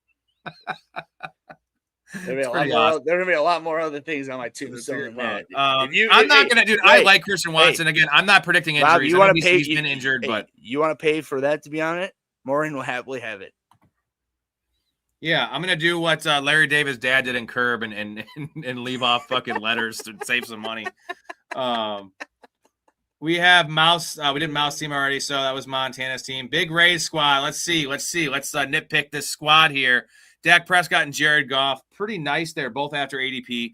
Kenneth Walker, Bucky Irving, J.K. Dobbins, JCM, Brian Robinson Jr., Nick Singleton, with St. Brown, Malik Neighbors, Garrett Wilson, Roma Dunze, Travis Hunter, Juwan Jennings, Zach Branson, Jeremy Bernard, with Sam Laporta and Pat Freiermuth. Man, you got so lucky getting Pat Freiermuth because as much as I love Laporta, you needed someone that's going to play a lot and just give you those 5 or 6 point weeks if there's an injury or even if Laporta has a bad week. So I like that. Concur. In terms of the stacks, we're sitting with Dak Prescott. You have no one. Nothing. Okay. No one. My only stock is Goff. That's it. I'm just Sam Laporta, St. Brown. Okay, so it's lightly stacked, but you still have 2 with Jared Goff. I agree with Derek. You didn't need Singleton. I think there's five backs here: Kenneth Walker, Bucky, J.K. Dobbins, JCM, and Brian Robinson was fine. But your top 4 are really good. I mean, Malik Neighbors is a question mark, but St. Brown, Neighbors, Garrett Wilson, and Roma Dunze. Travis Hunter I don't hate it. There's a big question mark there. And then 100%. Juwan Jennings, Zach Branson, Jeremy Bernard. I think I would have liked a third tight end personally. Yeah, for sure. No, I think what you should have done was taken a better second tight end, and then you could have had an extra. You could have had a sure. Yeah. You could have had an extra receiver, right? Right. Yep. So you take a better second tight end, then you have an extra receiver, just another guy there. I don't hate this team. I'm going to go B-. I like the offenses you invested in, specifically Detroit. Dak Prescott's fine. I like the running backs. Bucky as a 2 is a little – I don't love it, but J.K. Dobbins is, when he's playing, going to be awesome. I personally just love my receivers, dude. I mean, having Rome, Wilson, Neighbors, and St. Brown up, from bottom 4 to 1. I mean, I agree with it. I'll give it a B, like B minus. It sounds fine. That sounds about right. Because I know there are a couple picks that could have been better. So, yeah, I think Juwan Jennings is kind of a nice pick for you though, because he's going to be a decent floor guy, playing a lot of time. He's a trusted veteran. They need him on the field. That kind of balances out the Travis Hunter thing. And then you have 2 rookies, which, one of them should be relevant. I would say that. So I don't hate this team. I agree, McAuliffe. And let's go to, we have 1 or 2 more teams left. Let's go to. We got Fantasy Dog. Fantasy Dog. And we have Derek last. So Fantasy Dog, Josh Allen, Malik Willis. I tell you about the quarterback room, brother. That's not terrible. I mean, in my eyes, of course, you got number 1, and then you got the guy who is the biggest flyer, but he could be an extremely good flyer. So, and Josh Allen doesn't get hurt. He doesn't get hurt. We have Ashton Genty, LaDainian Tomlinson. DeAndre Swift. Ashton Genty, DeAndre Swift, Tony Pollard as a 3, Emmett Johnson and Ray Davis, Mike Evans, Chris Godwin, Michael Wilson, Wan'Dale Robinson, Omar Cooper, Debo, Denzel Boston, Malik Washington, and Keon Coleman with Bowers and Kelsey. This is a really nice build. It's a little light at running back, but Power's a fine 3. I wish you had a better 2 to pull off this running back room. But this is a tournament. This is a tournament team, and this team could get tanked by the running back issue if Emmett Johnson's not the 2 there. If Ray Davis just continues to get fucking 3 touches a game and isn't the handcuff, if Tony Pollard sees some work. That being said, if you have health on your side of the running back room, this team's really, really good because you have the best quarterback in the league. You have Brock Bowers and Travis Kelce. So Travis Kelce can be flex for you some weeks, and you have a lot of wide receivers. So I don't love Michael Wilson as a 3, Wan'Dale, Omar Cooper, Debo, Denzel Boston. You have guys that are going to be playing. I'm going to give this a C+ to a B-, I think. But with the bonus that this is a tournament team, and this team is either going to do some real damage and win a advance over past 1 round, or it's going to get 9th or 10th place in the 14 weeks. So that's fine though. We want to play aggressive, and I do. He didn't play scared. Right? There was no playing scared in this team. And I give him some props for that. Not a lot of stacks, that's all. But hey, he does have the Keon Coleman as his last pick and Josh Allen. So, and Ray Davis. Yeah, so it is lightly stacked, but I feel like the team can succeed without the stacks because of the players he has and the build he has. I'm with you. I think the running back room is a bit light, but at the same time, I personally and Chaz believe that Genty is going to turn it up this year more than last year, especially with the added offensive line help and more importantly, the offensive head coach with Gary Kubiak.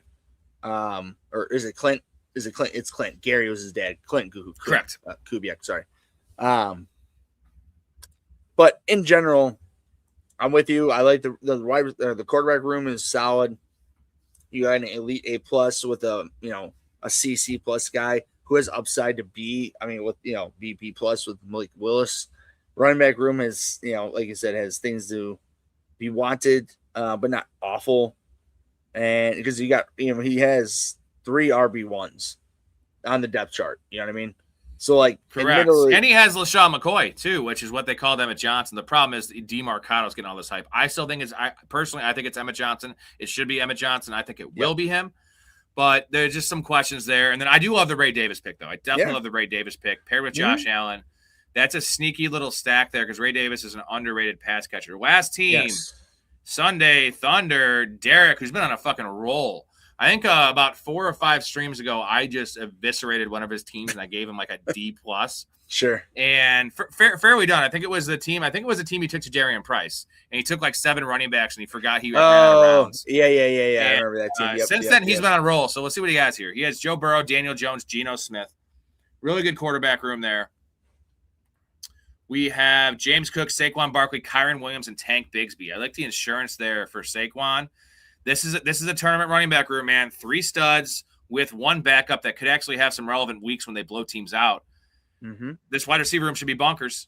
Lad McConkey, DJ Moore, Cortland Sutton, Josh Downs, Romeo Dubs, Rashid Shaheed, Khalil Shakir, and Yoshi Bosch with Harold Fannin, Kenyon Sadiq, and Mike Gesicki.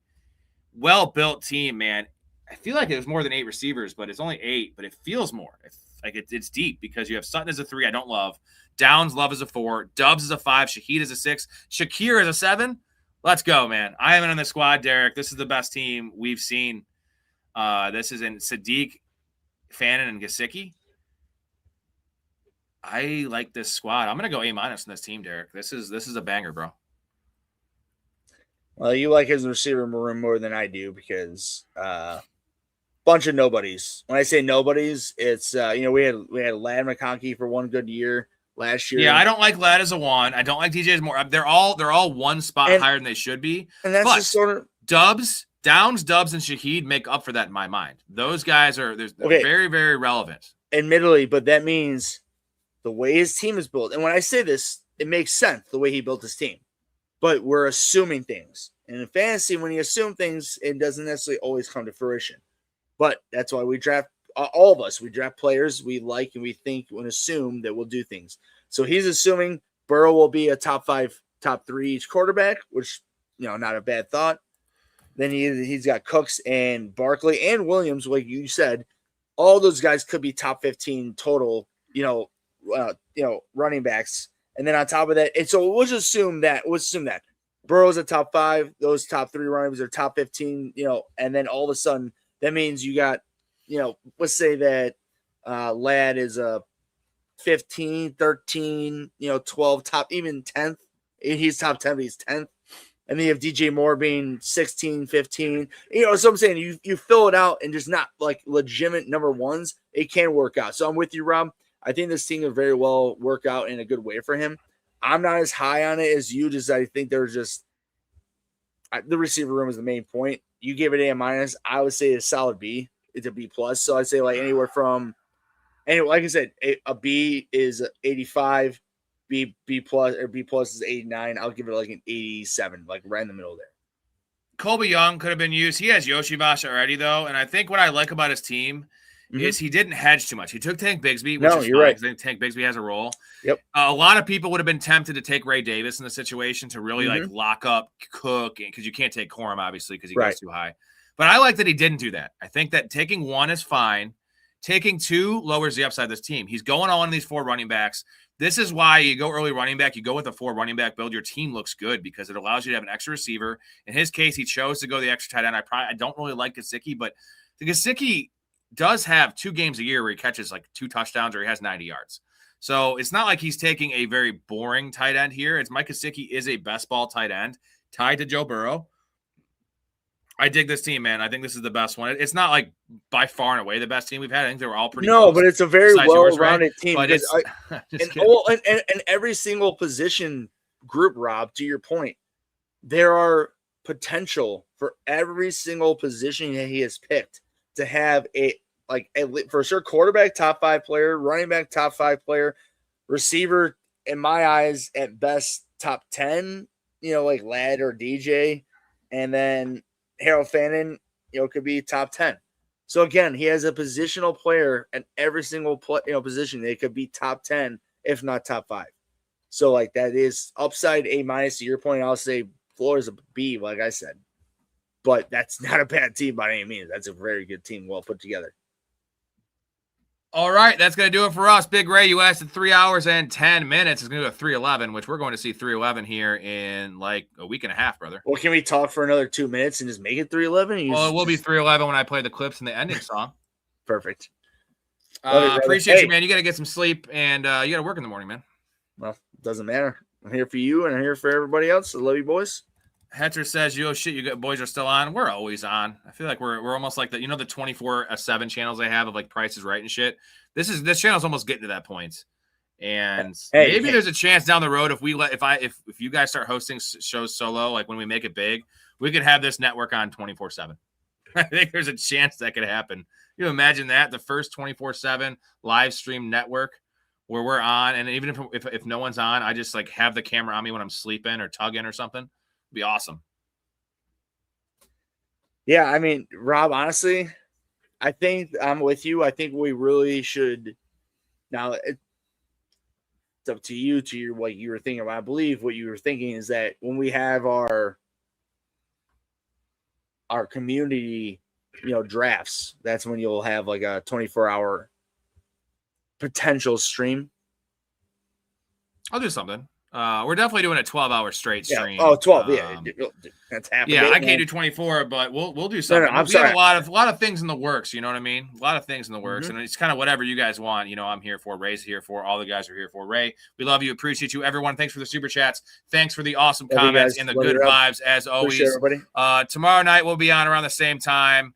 We'll figure something out. Mike Storey is back in town tomorrow night, so I don't know if he's going to come on, but he'll be back in the next couple of days. We haven't seen Storey in 10 days. He was on a 9-day trip to Disney World. So looking forward to seeing him again. Look at this comment from Derek here. Professional fanatics better than fantasy pros. Let's go. I could pull a Derek Brown. You know Derek Brown, D-Bro, who's always touching his beard. I like D-Bro. He seems like a cool guy. He is just so aggressive on his takes. Last year, one of his takes was RJ Harvey's a top 10 running back. Like, that's the kind of shit that we need to stay away from, you know? And I was saying that about Tucker Kraft, but I feel like we saw Tucker Kraft be elite in the NFL just with limited snaps. RJ Harvey's a rookie, and it just that did not age. It's easy to pick that one apart, you know. And I guess one of my takes that I missed on was Justin Fields as a top 5 running back as a hot take, but we've also seen Justin Fields rush for over 1,000 yards. That was a bad take for sure. But saying a guy going running back 25 as a top 5, top 10 running back, and just screaming at the mountaintops is clickbait, right? But hey, you want to know what? I said everything I said about the Bears players, that are currently playing. Tell me if I'm wrong. You watch Justin Fields, maybe not every single snap, every single play, but probably majority of his plays and snaps. So when you said that, you had, things to back it up on. Because he was. I feel if Justin Fields played the whole year last year, the thing is Garrett Wilson got hurt. The team just went to shit. Exactly. And he got benched. To hell. He was going to still be a top 10 fantasy quarterback. It wasn't going to be top 5, but with the rushing cheat code, when it's that elite, that's the upside with Jaden Daniels, with Jackson Dart is they never miss out of the top 12 unless they are literally so bad they get benched. Josh Allen. Justin Fields was the easiest smash last year. It just, we didn't think Aaron Glenn was he's a plumber. He's not a coach. And I'm not an Aaron Glenn guy. I wasn't, but I thought he'd be closer to league average as a coach than the worst coach we've seen. He is Mark Trestman level, dude. So last question. I won't say a thing. You just answer it. What would Justin Fields become if he had Ben Johnson at his disposal as a coach instead of Matt Nagy? Again, I'm not sitting here saying a Hall of Fame. It wouldn't have been good because Ben Johnson is a particular kind of coach that he even gets frustrated with Caleb. A timing quarterback he needs, which is a Jared Goff, which Caleb Williams struggled with, and he finally sort of figured it out. It would have been if he had gone to the Ravens, a team like the Ravens, a team that's a very good that knows how to handle specific quarterbacks. Right. I think Andy Reid now he's on the Chiefs. I think Andy Reid could utilize him. Right? If something happens to him, he's not ready. Dude, there's zero reason. Matt Nagy fucking told him. There's no way. Hey, Andy, just letting you know. I know Mahomes is a little injured, but you want a guy who can. Dude, because here's the thing. Between Lamar Jackson and Fields is 6'2", 6'3", and Lamar's 5'11". So Derek says, dude, Fields to the Chiefs now. If Mahomes gets hurt to the moon, we're all still on Justin Fields because how can we not? He's a bad quarterback, but he is an elite athlete with a big arm and very good person too. And yeah, dude, we love Justin Fields. It didn't work out in Chicago. It didn't work out in Pittsburgh. It wasn't his fault besides him being bad. They chose Russell Wilson over him, which was a mistake. And then the Jets have just been a carousel of crap. And good luck, Geno Smith, I suppose I'll say. I have some hope because it's not going to. Aaron Glenn's out of there probably week 7. But we can't quit Justin Fields. We can't quit these scrambling quarterbacks. And now, it's one of those things where if Mahomes gets hurt, we're adding him on our waiver wire for sure. I am actually spending a waiver on him in a 4 for a pass. Yeah, it's got to be a 4 for a pass. If he gets hurt, Justin Fields is a top 10 quarterback if fucking Mahomes gets hurt. Am I wrong? Yeah, with Kenneth Walker, and just it's all about Andy Reid. All right, guys, that's it for us. We went 3 hours and 15 minutes. That's kind of a short show these days. We're just been rocking 4-hour shows. Let's get it, guys. Again, appreciate everything. Derek, thank you for the supers. Appreciate Fantasy Dog for joining the community. Love you, Mouth, guys. Check out Downtown Sports. Link in the description. Please. They're going to drop new episodes tonight or tomorrow. So check those out. NBA recap as well as a World Cup preview with an expert on there. So it's going to be an awesome time. Appreciate everybody. Ray, thank you so much.